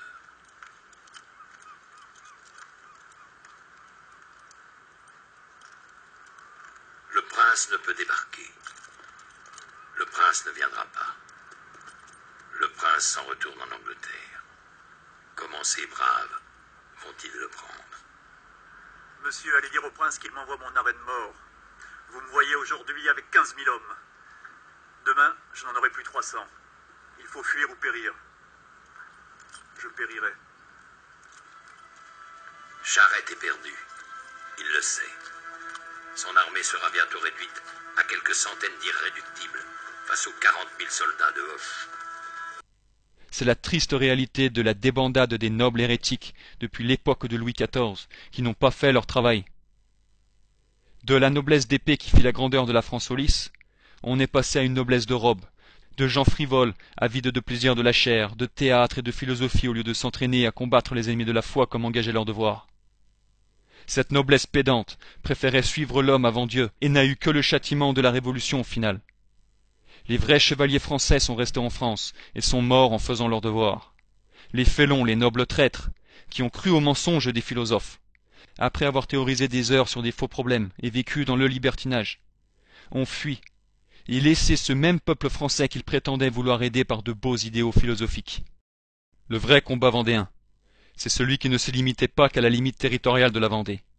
C'est celui dont adhéraient tout autant les autres vrais catholiques du royaume de France et d'ailleurs. La restauration de la vraie religion, le catholicisme. Purement et simplement. Ce catholicisme qui est à l'origine de la France au lys. Malgré les conventions, brave Langevin sera arrêté sans ménagement par les gendarmes. Enfin, l'on me mena au département. Dans la première chambre où j'entrais, je fus très mal reçu. Dans la seconde, un peu mieux. Ah, c'est toi, Langevin. C'est toi qui te bats encore pour le roi. Nigo, tu as tort, grand tort, car tes chefs sont de très mauvais sujets. L'on me dit que je me battais pour le roi, que j'avais grand tort, et que mes chefs étaient de très mauvais sujets, qu'ils devraient déjà m'avoir fait ma fortune. Mais qu'ils étaient trop lâches, et que si je voulais servir aussi fidèlement la République, je serais mieux récompensé, etc., etc. Je leur répondis que personne ne m'avait forcé, que c'était mon opinion. Qu'ils n'avaient qu'à me rendre mon père et 41 de ma famille qu'ils avaient massacrés. Qu'ils n'avaient qu'à me les rendre existants. Et je serais bonne républicaine. Enfin, je leur dis bon républicain, car j'étais toujours un homme. Ils m'ont répondu qu'il leur était impossible. Eh bien, leur dis-je, il m'est encore plus impossible que je devienne républicain. Ce 26 janvier 1796, après l'anniversaire du martyre du roi, il lance enfin l'appel aux armes, sans illusion. Allons, puisqu'il le faut, allons à l'échafaud. Vive le roi! Vive le roi! Vive le roi! 400 hommes se sont encore levés pour le dernier combat. Il ne durera pas plus d'un mois. Jean-Nicolas Stofflet, Lorrain, soldat à 16 ans au régiment du Lyonnais, général vendéen, va voir le piège se refermer sur lui et fusillé le lendemain 25 février à Angers. Vive le roi quand même!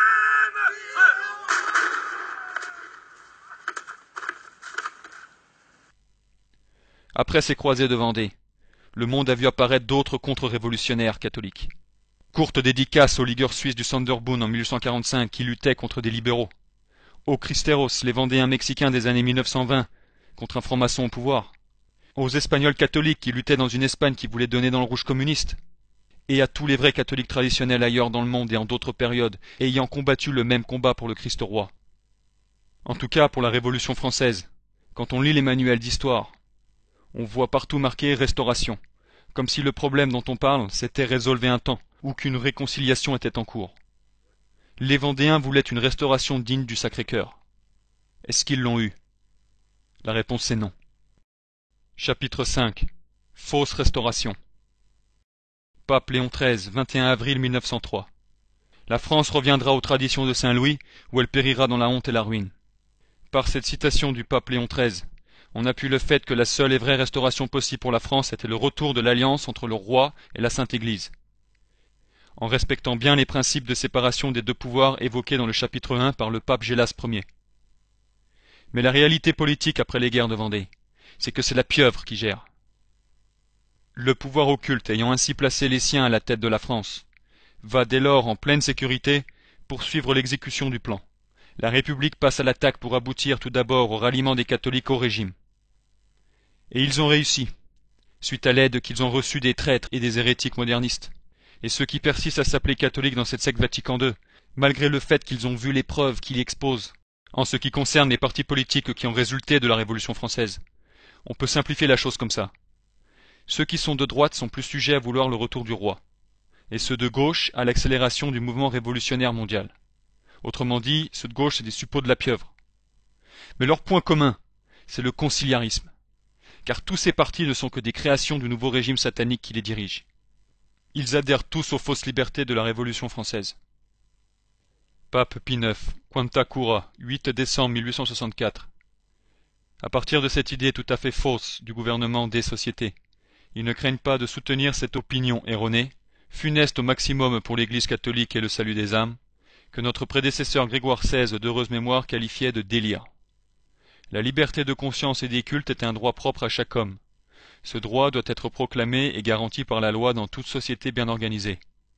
Les citoyens ont droit à l'entière liberté de manifester hautement et publiquement leur opinion, quelle qu'elle soit, par le moyen de la parole, de l'imprimé, ou toute autre méthode sans que l'autorité civile ni ecclésiastique puisse lui imposer une limite. Or, en donnant pour certitude des opinions hasardeuses, ils ne pensent ni ne se rendent compte qu'ils prêchent la liberté de perdition. Après avoir vu ce qu'enduraient les croisés vendéens, on va lire un petit extrait d'un livre d'études complet sur la Restauration. Il suffira à prouver que cette restauration de gens qui n'étaient pas vendéens, c'est-à-dire qui n'étaient pas croisés catholiques, était dès le début courue d'avance. La vue pouvait leur sembler belle au-dessus de leur toboggan, mais avec ce toboggan conciliaire, on a très vite glissé dans le putride. Les doctrinaires restaurateurs royalistes ont sensiblement évolué de 1816 à 1818. Leur pensée est également diverse. Elle est plus nuancée et fluctuante chez Rouillé-Collard, qui représente l'aile droite du groupe, plus systématique et radicale chez Guizot, qui en incarne plutôt l'aile gauche. Il n'empêche que les derniers mois de l'année 1816, les mêmes idées les habitent. Le but, nous pouvons le nommer sans crainte, écrit encore Guizot, dans les débats en résumant la pensée doctrinaire, l'égalité du citoyen devant la loi, la juste répartition de l'impôt, l'admissibilité de tous les emplois, la liberté de la presse, la liberté des cultes, le jugement par juré, et en dehors de tous ces principes, des formes de gouvernement propres à en assurer l'application et la durée. Par la charte, la monarchie a accompli toutes les promesses raisonnables de la Révolution. Aux yeux des doctrinaires, la monarchie restaurée est bien l'unique héritière de la Révolution. Elle consolide un nouvel ordre social, fondé à leurs yeux, comme le note judicieusement Rémusat, sur l'idée d'égalité plus que celle de liberté. Liberté de la presse, liberté des fausses religions, nouvel ordre social. Ce passage se passe de commentaires, car avec tous les termes mis en évidence, ce texte plaît aux francs-maçons, qui peuvent ainsi voir l'accomplissement de toutes les promesses de la révolution démoniaque. Depuis ce rabibochage décadent avec la République anticatholique, voilà comment se sont comportés les nobles et les soi-disant candidats potentiels à la couronne. Ce ne sont que des princes de théâtre. Quant à Louis-Philippe, il s'inscrit dans la droite ligne de l'héritage de son père, lequel a voté la mort de son cousin, le roi Louis XVI. En raison du contexte et des conditions de son arrivée sur le trône, il mène une politique de réhabilitation de la Révolution, et donc en occulte la partie sombre. Il a besoin des républicains pour s'imposer face aux légitimistes, les Vendéens et Chouans n'attendant qu'une occasion pour se révolter et imposer sur leur trône le comte de Chambord. Avec cet extrait, nous allons voir Henri VI parlant des francs-maçons. Voilà ce qu'il dit d'eux. Beaucoup d'entre eux sont alors venus me voir. Ils m'ont demandé d'intervenir auprès de lui. J'avais en effet établi des contacts avec toutes les obédiennes maçonniques qui le souhaitaient. Je les recevais avec sympathie et intérêt. Je les respecte comme toute autre philosophie ou courant de pensée, sans y adhérer. Je suis catholique, mais j'ai voulu aussi nouer des relations avec les protestants, les autres religions et les francs-maçons. Commentaire d'hérétique. Pape Clément XII, 28 avril 1738. C'est pourquoi nous défendons sévèrement, à tous et à chacun des fidèles de Jésus-Christ, c'est-à-dire des catholiques, d'entrer dans les dites sociétés de francs-maçons, et cela sous peine d'excommunication à courir pour tous les contrevenants, ipso facto et sans autre déclaration. Le successeur légitime du comte de Chambord, connu comme franc-maçon.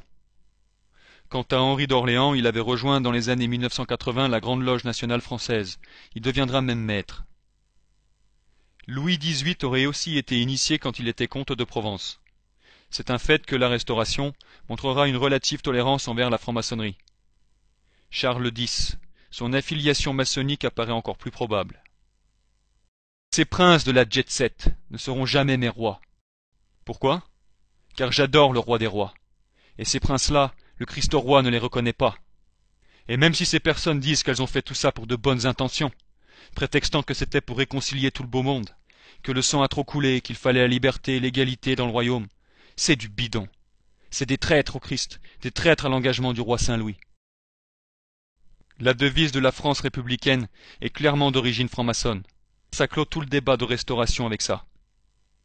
Il est bon de le montrer par un texte maçonnique quasi officiel, au nom des grands et nobles principes dont s'inspire l'institution maçonnique, universelle et synthétisée par la glorieuse devise « Liberté, fraternité, égalité », d'où chaque communion maçonnique tire ses courants d'action et de pensée. Donc ces princes royaux écoutent la franc-maçonnerie. Mais est-ce qu'ils écoutaient la Sainte Église? Pape Léon XII, Quo Graviora, 13 mars 1826. La secte dite des francs-maçons, ouvertement ennemie de l'Église catholique. Princes catholiques, les circonstances actuelles sont telles que vous avez à réprimer ces sociétés secrètes, non seulement pour défendre la religion catholique, mais encore pour votre propre sûreté et pour celle de vos sujets. Ces francs-maçons ne sont pas moins ennemis de votre puissance que de la religion. Ils attaquent l'une et l'autre et désirent également les voir renversés. Et s'ils le pouvaient, ils ne laisseraient subsister ni la religion ni l'autorité royale. La réponse à la question, qui était de dire si ces princes royaux ont écouté la Sainte Église catholique romaine, c'est non. Ces hérétiques perfides, ces traîtres ne l'ont pas fait. Il est important de comprendre que dans le combat contre-révolutionnaire actuel, on trouve un tas de faux traditionalistes en tout genre. Une future vidéo sera faite contre eux. Ce sont les nouveaux pharisiens. Les pharisiens, c'étaient ces juifs amoureux de l'homme qui ont fait crucifier le Christ, parce qu'ils ne considéraient pas Jésus comme le Messie. Certains parmi ces faux traditionalistes sont des idolâtres du roi de France, disant vouloir absolument son retour, comme si c'était l'unique solution. Quand leur candidat n'est pas un roi jet-set, ils disent qu'il doit être un bon catholique. Mais alors, dites-moi, c'est quoi pour vous être catholique? Croire à tous les dogmes sauf quelques-uns? Dire qu'on peut se sauver dans toutes les fausses religions? Ignorer le message de Notre-Dame de Fatima et dire qu'il y a 3 baptêmes et pas un seul, comme l'a clairement affirmé Jésus-Christ? C'est pas catholique tout ça, c'est juste hérétique. La seule restauration possible en l'année 1793 était vendéenne. Le vrai combat vendéen. Tout le reste de pourparlers qui s'en est suivi n'est que conciliarisme hérétique de la pire espèce. Les républicains modérés de l'époque, écœurés des atrocités commises par leurs camarades, auraient donc dû se repentir en travaillant pour la restauration vendéenne. Quant à la situation actuelle où nous vivons maintenant, peu importe le retour d'un roi au sens physique du terme. Ce qu'il faut avant tout, c'est la sauvegarde de la foi catholique en son intégrité, avant le souci de gestion de règne par un homme. Car comme nous l'avons vu avant avec le pape Gélas Ier, un roi n'est qu'un fils de l'Église et doit être soumis, car ce n'est pas lui qui fait l'Église du Christ. Quand c'est pas les hérétiques qui désinforment sur le vrai combat vendéen, parce qu'ils ne connaissent rien à la conception catholique de croisade ou de guerre juste, c'est l'élite au pouvoir qui s'en charge, et comme ils en ont les moyens, ils le font mieux. Chapitre 6.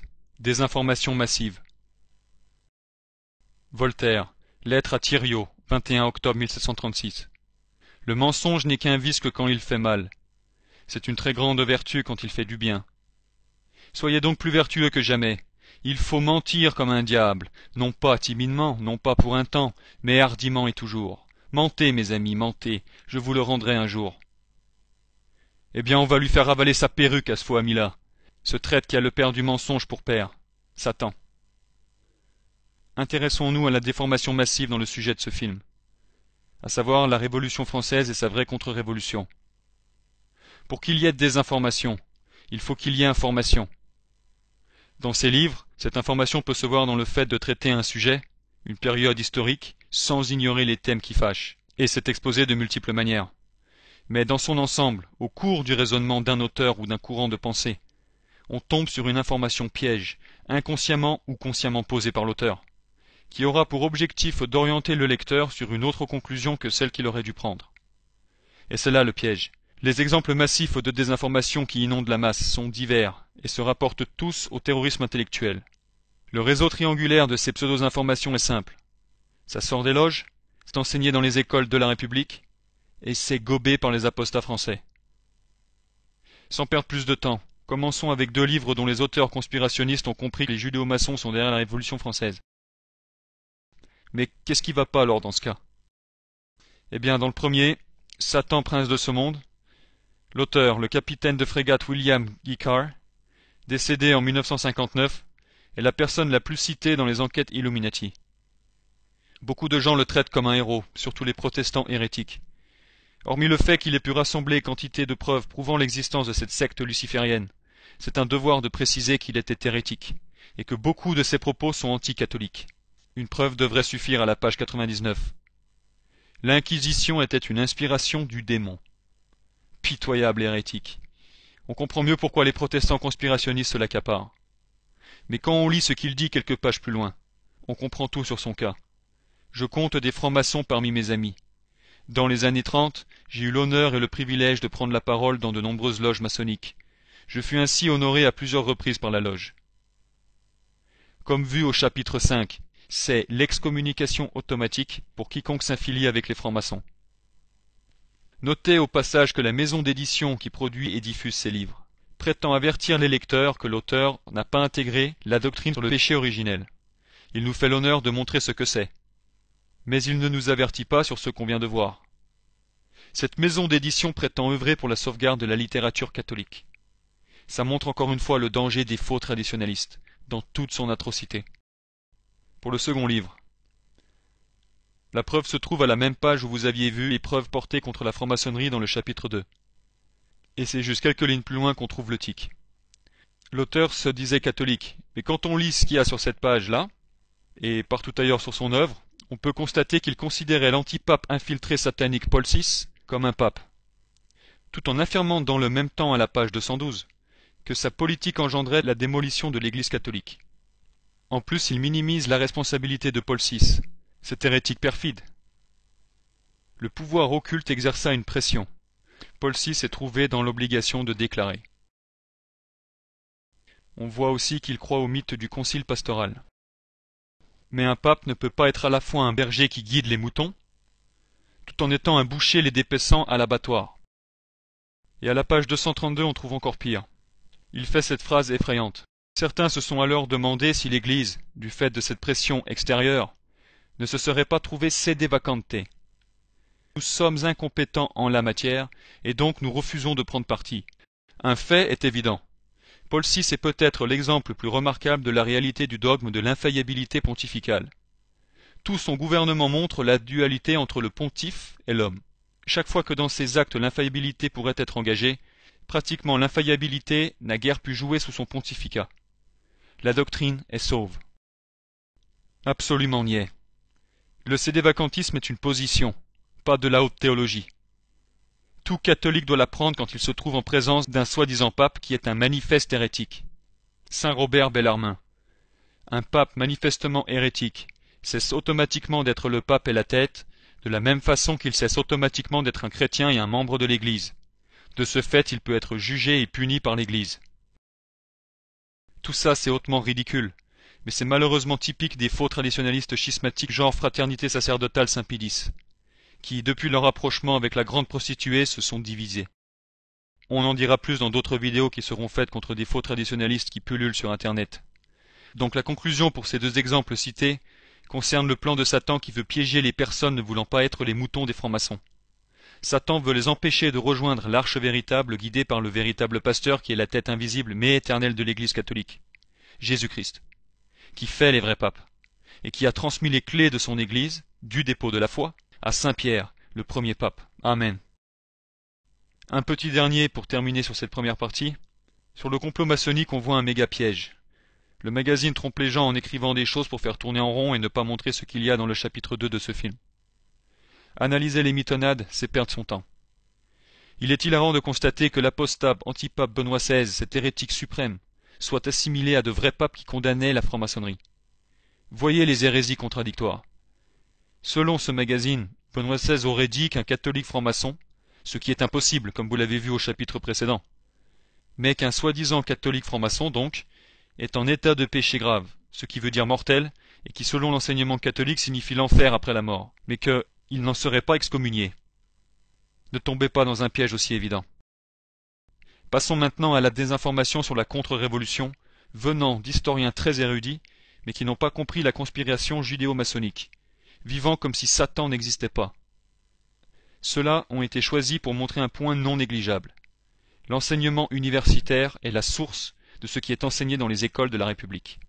Le premier choix vient du livre Vendée et Révolution, qui désinforme de manière subtile. Le livre entier s'adresse à une certaine catégorie de gens, puisque la majorité du peuple ne comprend pas le jargon employé. Ces pages-là vont prouver que l'auteur brasse le sujet sur 240 pages, en traitant les différents clivages politiques des groupes impliqués. Mais ce qui n'est pas traité, c'est le fond large, la source du combat vendéen, le combat Christ contre Lucifer, catholique contre franc-maçon. Dans ces pages, c'est écarté. On est noyé d'informations sociologiques en tout genre. On lit que l'élan humain derrière tous ces événements n'était forcément que pour des raisons physiques et politiques. L'auteur est professeur à la Sorbonne. La Sorbonne a été fondée en terre catholique, par Sorbon sous le roi de France Saint-Louis. La vocation du lieu n'était pas de créer des étudiants anticatholiques. C'est diaboliquement ironique de voir que des gens compétents emploient leurs dons à écarter toute trace de religieux dans un lieu dont l'objectif était tout le contraire lors de sa fondation. À la page 40, on peut voir ça. Patriotes contre aristocrates, partisans des réformes contre noirs, prêtres constitutionnels contre réfractaires, révolutionnaires contre contre-révolutionnaires, hommes de bien contre anarchistes, sans-culottes contre Brissotins et Rolandins, montagnards contre fédéralistes, vendéens, chouans et autres suppôts de despotes contre anthropophages, groupes d'acteurs de la Révolution. De ces groupes d'acteurs de la Révolution, j'ai pas lu catholique contre judéo-maçon. Ça aurait résumé ces lignes. Page 45. La vision du tout politique ne doit pas gommer les profondeurs anthropologiques du social. La brutalité des oppositions et le jeu des vengeances locales jouent un grand rôle dans cette acceptation de la violence contre le voisin rangé dans le camp adverse. Donc si le génocide vendéen n'est pas que d'origine politique, alors c'est que c'est pour des raisons sociales. Page 51. La création de commissions chargées d'établir les poursuites selon des critères plus précis devait supprimer l'arbitraire des jugements émis auparavant dans toutes les institutions judiciaires, nées plus ou moins spontanément dans tout le pays, dans des armées ou dans des villes affrontées à la contre-révolution. La proposition de Robespierre qui centralise et contrôle la justice extraordinaire est incontestablement un des moyens d'arrêter la prolifération mortifère de tribunaux que l'on serait tenté de qualifier de populaires. Ce n'est qu'une réhabilitation conciliaire pro-Robespierre. Ce tyran satanique. C'est abject. Page 75. Proposer que l'on examine dans un protocole de recherche ce que la dénomination génocide apporte de neuf pour comprendre la nature de la terreur n'était donc pas en soi irrecevable. L'écriture de l'histoire est par nature anachronique, même si elle doit prendre en considération la complexité de la globalité d'un contexte donné pour y inscrire une qualification importée d'un autre contexte. Les faits n'existent qu'au terme d'un questionnement, élaboré en fonction d'une hypothèse heuristique. Fin de citation. Nous faire une théorie sur le terme génocide n'enlève pas le fond du problème, la haine anticatholique. Une histoire scientifiquement faite, abritée dans la République, ne sera que conciliaire. Toutes ces analyses complexes, c'est toute la logique révolutionnaire, le pavé des droits de l'homme contre les deux tables des 10 commandements. Voyez comment il place ces guillemets pour montrer qu'il ne croit pas en ces mots-là. Page 76. Or il n'est possible ni de trouver une identité vendéenne préexistante à la guerre, ni d'affirmer que c'est contre une entité particulière, religieuse, sociale, raciale, que la Révolution s'est acharnée. La guerre de Vendée est apparue dans un contexte de lutte politique partisane, si bien que la Vendée n'a aucune existence hors des invocations. Le mensonge de dire qu'il n'y a pas d'identité vendéenne, c'est là le piège. Car au sens géographique, oui c'est vrai qu'il n'y a pas une identité propre. Il y a des gens qui viennent de Bretagne, etc. Mais faire comme s'il n'y avait aucune identité possible, ça relève du mensonge propre à Satan. Car être catholique traditionnel, c'est l'identité que Dieu souhaite que tout homme ait sur terre. Et ce mythe est facilement démonté par ce fait seul. Des villes entières se sont soulevées pour suivre un élan, c'est-à-dire une identité. Page 77. Sous réserve du respect du protocole de recherche, le détour par le génocide n'est donc pas scientifiquement vain, puisqu'il est obligé à penser nos catégories. Reste que la polémique qu'il a suscitée entraîne des conséquences pratiques à terme. Page 225. La Vendée rendrait nécessaire qu'un règlement de la paix s'effectue sur le même plan. Ni la justice, ni la réconciliation ne sont passés. On sent bien le rapprochement qui va vers le conciliarisme. Et à la page 231, le livre l'avoue lui-même. C'est du pur conciliarisme. Citation. La gestion du passé doit être assurée au prix du refus des tabous, des fétichismes historiques, pour permettre au cours de l'histoire de se poursuivre et au cycle de la mémoire de se boucler. Il s'agit bien là de poser les règles d'un savoir-vivre, entre histoire et mémoire. Donc en fait, ces idées citées du livre, quand elles sont utilisées dans un débat qui oppose des descendants de Vendéens révoltés qui parlent avec le cœur, elles font fureur, car alors les gens qui ne jugent qu'en grande partie sur l'apparence acceptent mieux le jargon d'un Voltaire, qui dit de grands mots du genre Pangloss et Candide. Donc ces exemples montrent le poisson qui se noie dans l'eau. Pour parler de choses simples, on fait compliqué. Quand tout le monde est fatigué d'avoir fait semblant de comprendre, on passe au moment de l'entente cordiale. Le conciliarisme y est imposé. Quand ça fait chic, ça passe toujours mieux. Voici un second exemple de désinformation auquel on va s'intéresser. Eh oui. L'auteur a d'ailleurs perdu son poste d'enseignant, suite à son obstination à vouloir dire la vérité sur le génocide vendéen. Ce livre est excellent contre les types de désinformation primaire des républicains. La page 35 de ce livre a un exemple concret pour prouver ça. Jean-Clément Martin, qui est l'auteur cité précédemment, va jusqu'à écrire « Les textes ne rendent pas compte de tous les événements. Les fameuses noyades de Carrier ne laissèrent que des traces indirectes, les ordres n'ayant jamais été écrits et les bilans jamais établis. Nous avons les témoignages directs de témoins, tant républicains que royalistes, ainsi que les écrits originaux de Carrier. Tous ces documents ont été publiés. Et la chose, c'est que dans ce livre, on ne voit aucune mention sérieuse faite sur les attaques de la désinformation autour du catholicisme chez les Vendéens. Je parle du catholicisme présenté dans cette vidéo, celui de l'armée catholique et royale. Car mis à part ce qui a été cité au chapitre 4, qui est une façon timide d'exposer le catholicisme vendéen, l'auteur ne dit plus rien dans le livre. Aux pages 12-13, en plus de retrouver le mythe bidon à la mode, qui se focalise uniquement sur une Vendée guerre civile, absente de pieux sentiments catholiques, qui passe ensuite au génocide, on reconnaît les mêmes désinformations que pour Jean-Clément Martin sur l'identité vendéenne. En plus de ce qui a été dit tout à l'heure, rajoutons un autre fait. S'ils n'ont pas d'identité, pourquoi les Vendéens portent-ils des objets d'appartenance catholique et royale, comme le Sacré-Cœur, des étendards, qu'ils priaient le rosaire, assistaient à la vraie messe de Saint-Pie V et scandaient pour Dieu et pour le roi? S'ils n'avaient pas d'identité, comment j'aurais pu les employer dans cette vidéo alors? Ensuite, aux pages 27-28, on a l'avis de l'auteur sur ce qu'il penserait du chapitre 4 sur les Vendéens. On lit. Très tôt, deux histoires apparemment antagonistes de la guerre de Vendée éclosent, mais ni l'une ni l'autre ne prennent réellement en compte la véritable nature de la répression. La première, dite conservatrice, a été mise en forme dès 1796 par un certain nombre d'historiens nationaux mineurs, de journalistes et de militaires scandalisés. Partielle, partiale, inaudible pour les contemporains, elle n'a aucun écho auprès du grand public. Faute de relais universitaires et politiques, cette histoire très documentée n'est pas entretenue ou sert avant tout à illustrer et consolider la vision sublimée qu'en ont les Vendéens martyrs. Vision faite d'une addition d'histoires épiques et doloristes, véhiculée par la mémoire populaire. Eh bien voilà ce qu'il faut répondre avec ça. Faute de foi catholique, on a des histoires qui jouent les aveuglés face aux preuves, ne parlant pas de ce qu'il faut parler, parce que c'est jugé indigne d'un programme d'université laïcard, imposé suite à un coup d'État judéo-maçonnique. Sur ce point, il faut faire une réserve sur ce qui est dit ensuite à la page 29 qui est vrai.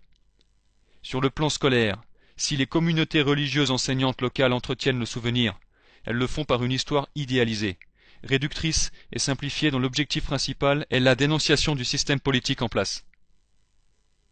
Donc sur ça, même si l'objectif principal est bien en soi, car il faut le dénoncer, le reste est mauvais. Par exemple, la vision idéalisée empêche les lecteurs de voir qu'un roi n'est qu'un homme. Il faut vraiment avoir lu ce genre de choses pour comprendre que des gens croient que tous les rois de France étaient des saints avec Sainte Jeanne d'Arc. Ce thème sera développé plus en détail dans des vidéos contre des faux traditionalistes. Mais la solution à ce dilemme entre le laïcard et l'idolâtre hérétique, c'est qu'il faut que la foi catholique traditionnelle soit chez tout le monde. Que l'homme d'église n'oublie pas les dogmes, au lieu de ne faire que de la liturgie. Et que le fidèle qui aime l'histoire emploie le don d'analyse qu'il a reçu de Dieu pour parler scientifiquement des faits, sans omettre les preuves de la foi comme le ferait une autruche. Notez aussi que M. Sécher dit lui-même que la religion n'a pas uni ces hommes. La deuxième raison de la méfiance de la population vis-à-vis de la noblesse, c'est qu'il n'y a jamais eu un noble qui spontanément se soit mis à la tête des paysans insurgés. Aucun noble qui est devenu par la suite un grand militaire vendéen ne s'est spontanément mis à la tête des troupes. Donc la religion n'a pas suffi à unir tous ces hommes? Non. Non, pas du tout. Vous savez, le problème religieux, on pourrait en débattre. On va y venir d'ailleurs. C'est un problème assez compliqué. Et donc, prenons l'exemple de Charette qui est devenu... Eh bien, c'est un mensonge satanique. Et on attend toujours l'explication du phénomène compliqué. C'est compliqué pour un non-catholique peut-être, mais pas pour un vrai catholique. Et pour ne pas me mettre au même rang social que monsieur, j'appelle du renfort. L'auteur est Dr Eslet comme lui. Il réfutait en 1863 un historien qui relativisait l'implication des nobles et de la foi catholique. Voyons ça. Page 32.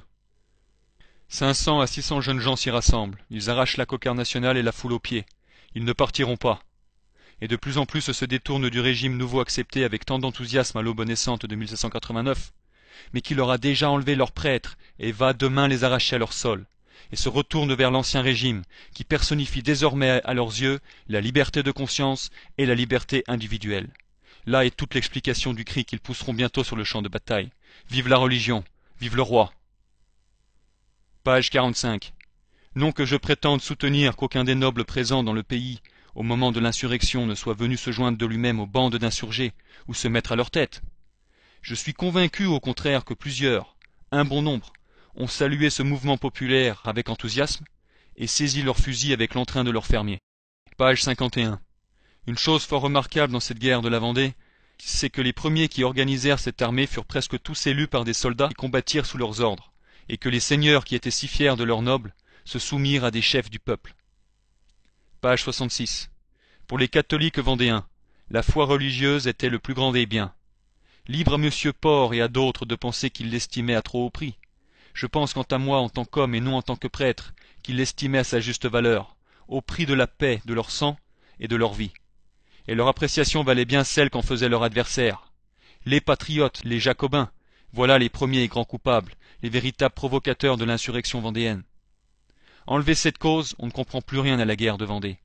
Mettez-la, et la guerre s'explique tout naturellement. Donc, quand on réécoute ça... La deuxième raison de la méfiance de la population vis-à-vis de la noblesse, c'est qu'il n'y a jamais eu un noble qui spontanément se soit mis à la tête des paysans insurgés. Aucun noble qui est devenu par la suite un grand militaire vendéen ne s'est spontanément mis à la tête des troupes. Donc la religion n'a pas suffi à unir tous ces hommes? Non, pas du tout. Les vrais fidèles ont le cœur serré. D'autres exemples pourront être donnés, mais cela devrait contenter les gens disciplinés. La raison de tout ce phénomène qui plaît à l'ennemi est très certainement liée à ce qu'on peut lire en première page du livre. Gandhi est cité, alors que c'est un païen qui aurait été traité de païen par un Vendéen non hérétique. Aussi aux pages 84-85, où on voit que Benoît XVI, cet atroce apostat, est perçu comme pape, alors qu'il est anti-pape. Il est même cité. Et même si l'auteur n'a peut-être pas été pleinement mis au courant de la secte Vatican II, il reste néanmoins que dans son livre, et quand on écoute l'auteur, on ressent son attachement à la pensée unique de l'humanisme onusien, promu par les sionistes, qui ont tous peur du catholicisme, et préfèrent utiliser sans cesse le terme de phénomène religieux. Honteux. En règle générale, l'attaque de Satan se porte avant tout contre ceux qui ont compris la conspiration. Pour eux, par la désinformation, il les oriente vers un bac à sable soit liturgique, soit rempli de mythes, soit de vérités mais qui ne sont pas vitales pour le salut. Tant qu'ils font les orgueilleux et qu'ils continuent de jouer sans les dogmes du dépôt de la foi, et qu'ils ne vont pas dans la Sainte Église catholique, Satan est ravi, car il les a piégés et seront à lui quand ils mourront. Ensuite, la désinformation principale la plus sournoise portée contre les gens de la masse est d'une part basée sur une étude historique, anti-catholique, autocentrée sur l'homme et ses aspects sociologiques. Principe qui plaît aux francs-maçons, sorti tout droit des couloirs d'études de l'éducation nationale des francs-maçons. Ces historiens ont fait leur licence et doctorat, et au vu de ce qu'ils disent dans leurs ouvrages, on voit que le programme laïcard ne les dérange pas. Par cette opération qui consiste à occulter la pensée religieuse, la République des francs-maçons vise directement l'Église catholique. D'autre part, la désinformation pour la masse, c'est de dire que trop de gens maintenant s'affolent à attirer l'attention sur eux, parce qu'ils se disent victimes de génocide. Et que ça commence à causer des migraines, parce que là-bas au fond il y en a deux qui disent la même chose, mais qui vont encore plus loin dans le passé. Et que donc ainsi il faudrait faire taire tout le monde, pour permettre un débat, tentant de prouver que la fin du phénomène cyclique des guerres n'a de solution que dans l'aboutissement d'une nouvelle ère. Les amoureux d'humanisme luciférien disent que le problème vient du genre humain, et que la solution doit se chercher dans toutes les compositions ethniques et sociales. En gros, que tout le monde a une part de vérité derrière son génocide, et que tous doivent se prendre par la main pour créer une nouvelle société. Ce plan New Age, diabolique, sera exploité en détail dans une probable prochaine vidéo. Mais là, le problème, c'est que tous ces philosophes ou ces historiens ne connaissent pas leur catéchisme, et qu'ils ne comprennent pas que Satan est le prince de ce monde, et que jusqu'à ce que le Christ revienne, il y aura toujours guerre et conflit à cause des pécheurs, des hérétiques et tout. La réponse à l'équation de la désinformation n'est pas compliquée. La foi catholique traditionnelle écrase les magouilles de Satan. Voilà la vraie information. Chapitre 7. Bilan. La raison trouve la conclusion catholique. Proverbe 18.3. Quand l'impie arrive au fond de l'abîme, il méprise tout. Quand on fait un bilan simpliste des 1000 ans de règne royal catholique en France, sans considérer les périodes hérétiques survenues dans son histoire et qui ont freiné sa majesté, voilà ce qu'on peut noter. Beauté, sécurité voulue pour le peuple, alors encerclé d'ennemis antéchrist. Grandeur, fidélité et courage dans la volonté de se battre pour le Christ. Bref, un règne catholique. Les hypocrites qui disent s'en moquer payent quand même des tickets dans les musées et les châteaux qui font la réputation de ce règne. Autour de la République française avec sa conjuration judéo-maçonnique, la pieuvre. Soyons courtois dans le temps imparti, donnons-lui plus de temps qu'elle nous en aurait donné. En 200 ans de règne, elle nous a légué des guerres napoléoniennes, la secte laïcarde, la secte darwiniste qui joue l'autruche, une secte à scandale, cette prostituée amoureuse de toutes les fausses religions de Satan, des colonisations gauchistes sans la croix, donnant pour résultat des décolonisations fomentées par et favorisant les fausses religions, une organisation qui se vante d'apporter la lumière au peuple. La Libye l'a vu, la Syrie la voit en ce moment, qui sait, peut-être l'Iran demain.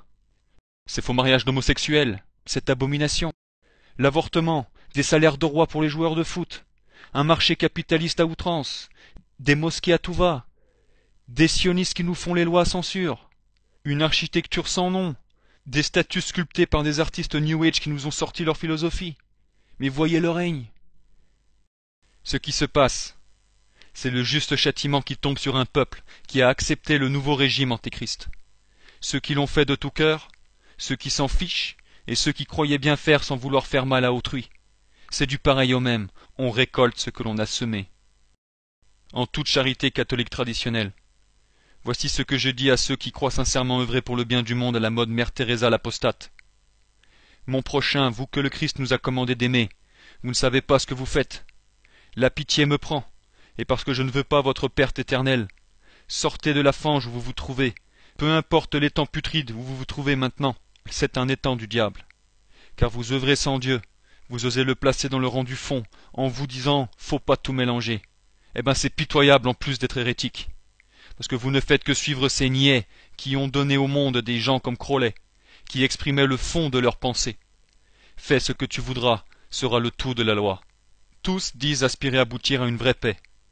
Mais cette paix est une paix sans le Christ. C'est ignorance et faiblesse, car c'est une fausse paix, comme l'a dit Notre-Dame lors de son apparition à la Salette. Pape Pie XI, Ubi Arcano, 23 décembre 1922. Il ne saurait donc y avoir aucune paix véritable. Cette paix du Christ si désirée, tant que tous les hommes ne suivront pas fidèlement les enseignements, les préceptes et les exemples du Christ, dans l'ordre de la vie publique comme de la vie privée. Il faut que la famille humaine régulièrement organisée, l'Église puisse enfin, en accomplissement de sa divine mission, maintenir vis-à-vis des individus comme de la société tous et chacun des droits de Dieu. Tel est le sens de notre brève formule, le règne du Christ. Matthieu 6, 33. Cherchez donc premièrement le royaume de Dieu et sa justice, et toutes ces choses vous seront données par surcroît. Aussi, ceux qui négligent le vrai aspect de la révolution contre révolution ne pourront pas comprendre l'imposture du 11 septembre et cette méga conspiration derrière la tour de Babel, la pieuvre. Pour ceux qui veulent continuer d'étudier le sujet, regardez les vidéos de la sélection dans la fiche description YouTube, mais faites-le pour le Christ. Sachez ne pas perdre votre temps dans des détails qui étoufferont vos prières. Pour cela, souvenez-vous du message principal de ce film. L'essentiel, la morale si vous préférez. Tout se réfère au catholicisme, tout se réfère à l'Église du Christ. Les choix qu'on fait, les combats qu'on mène, c'est pour le Christ. Tout ou rien pour Jésus-Christ, qui est Dieu. La Révolution française n'est rien d'autre que l'attaque de la synagogue de Satan contre le bras armé de l'Église, châtiment mérité à cause des péchés des hommes. L'objectif principal du maître de ces conspirateurs, Satan, a toujours été de détruire l'Église catholique et d'amener le règne antéchrist. Même si on sait par Matthieu 16, 18 que Satan ne pourra jamais toucher au dépôt de la foi. La contre-révolution n'est donc rien d'autre que la continuation du vrai combat catholique traditionnel. La croisade pour le Christ quel que soit le pays d'où l'on est originaire. C'est d'être catholique traditionnel jusqu'au bout, pas quand ça nous arrange. Une armée de vaillants ne se note pas au fait de qui est le mieux fringué pour la bataille, ou qui tuera qui comment. C'est qui continue de se battre même dans les pires difficultés, pour le seul vrai Dieu, la très sainte Trinité, et Jésus-Christ notre Sauveur. Être d'état d'esprit vendéen, c'est rester fidèle dans les moments les plus difficiles, c'est être catholique. C'est qui sera dans les rangs de l'armée de Jésus-Christ jusqu'au bout.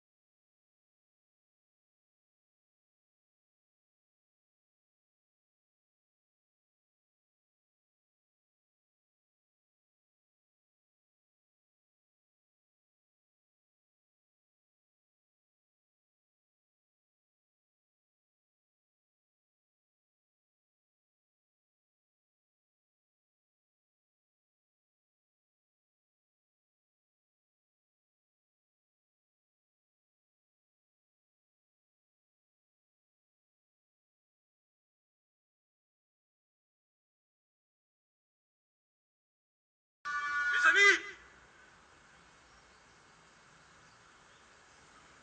Mes amis, si mon père était ici, il vous inspirerait plus de confiance. Quant à moi, je ne suis qu'un enfant, mais j'espère vous prouver que je suis digne d'être à votre tête. Si j'avance, suivez-moi. Si je recule, tuez-moi. Si je meurs, vengez-moi.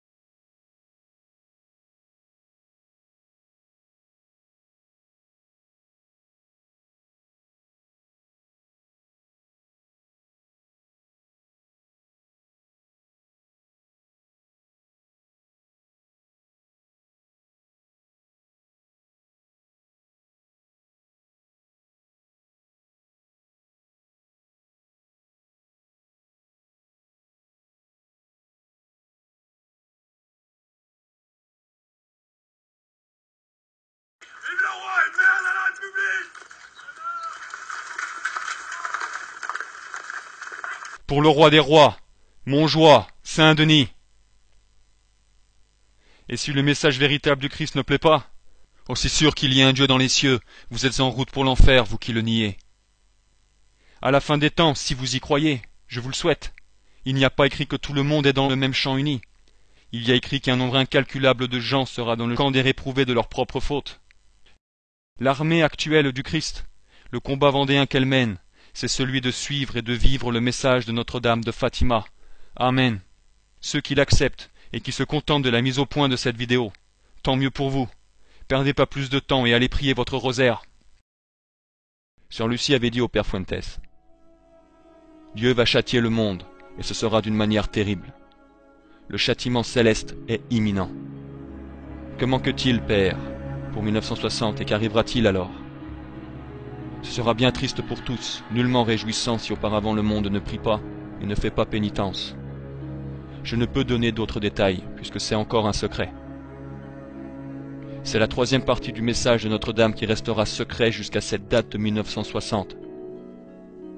Sœur Lucie poursuivait en disant « Ma mission n'est pas d'indiquer au monde les châtiments matériels qui arriveront certainement si le monde ne prie pas et ne fait pas pénitence. Non, ma mission est d'indiquer à tous l'imminent danger où nous sommes de perdre notre âme à jamais si nous restons obstinés dans le péché. C'est pourquoi maintenant, il faut que chacun de nous commence lui-même sa propre réforme spirituelle. Chacun doit sauver non seulement son âme, mais aussi toutes les âmes que Dieu a placées sur son chemin. Le démon est en train de livrer une bataille décisive avec la Vierge. Et une bataille décisive est une bataille finale, où l'on saura de quel côté est la victoire, de quel côté est la défaite. Aussi, dès à présent, où nous sommes à Dieu, où nous sommes au démon, il n'y a pas de moyen terme. Dieu donnait les deux derniers remèdes au monde, le Saint-Rosaire et la dévotion au cœur immaculé de Marie. Et ceci étant les deux derniers remèdes, cela signifie qu'il n'y en aura pas d'autres. La très sainte Vierge, en ces derniers temps que nous vivons, a donné une efficacité nouvelle à la récitation du rosaire, de telle façon qu'il n'y a aucun problème, si difficile soit-il, temporel ou surtout spirituel, se référant à la vie personnelle de chacun de nous, ou bien à la vie des peuples et des nations que nous ne puissions résoudre par la prière du Saint-Rosaire. Avec le Saint-Rosaire, nous nous sauverons, nous nous sanctifierons, nous consolerons notre Seigneur et obtiendrons le salut de beaucoup d'âmes. Enfin, la dévotion au cœur immaculé de Marie, notre très sainte Mère, en la considérant comme le siège de la clémence, de la bonté et du pardon, et comme la porte sûre pour entrer au ciel. Donc, ce que Sœur Lucie avait dit au Père Fuentes, c'était que la Sainte Vierge Marie lui avait fait comprendre que nous vivons dans les derniers temps du monde.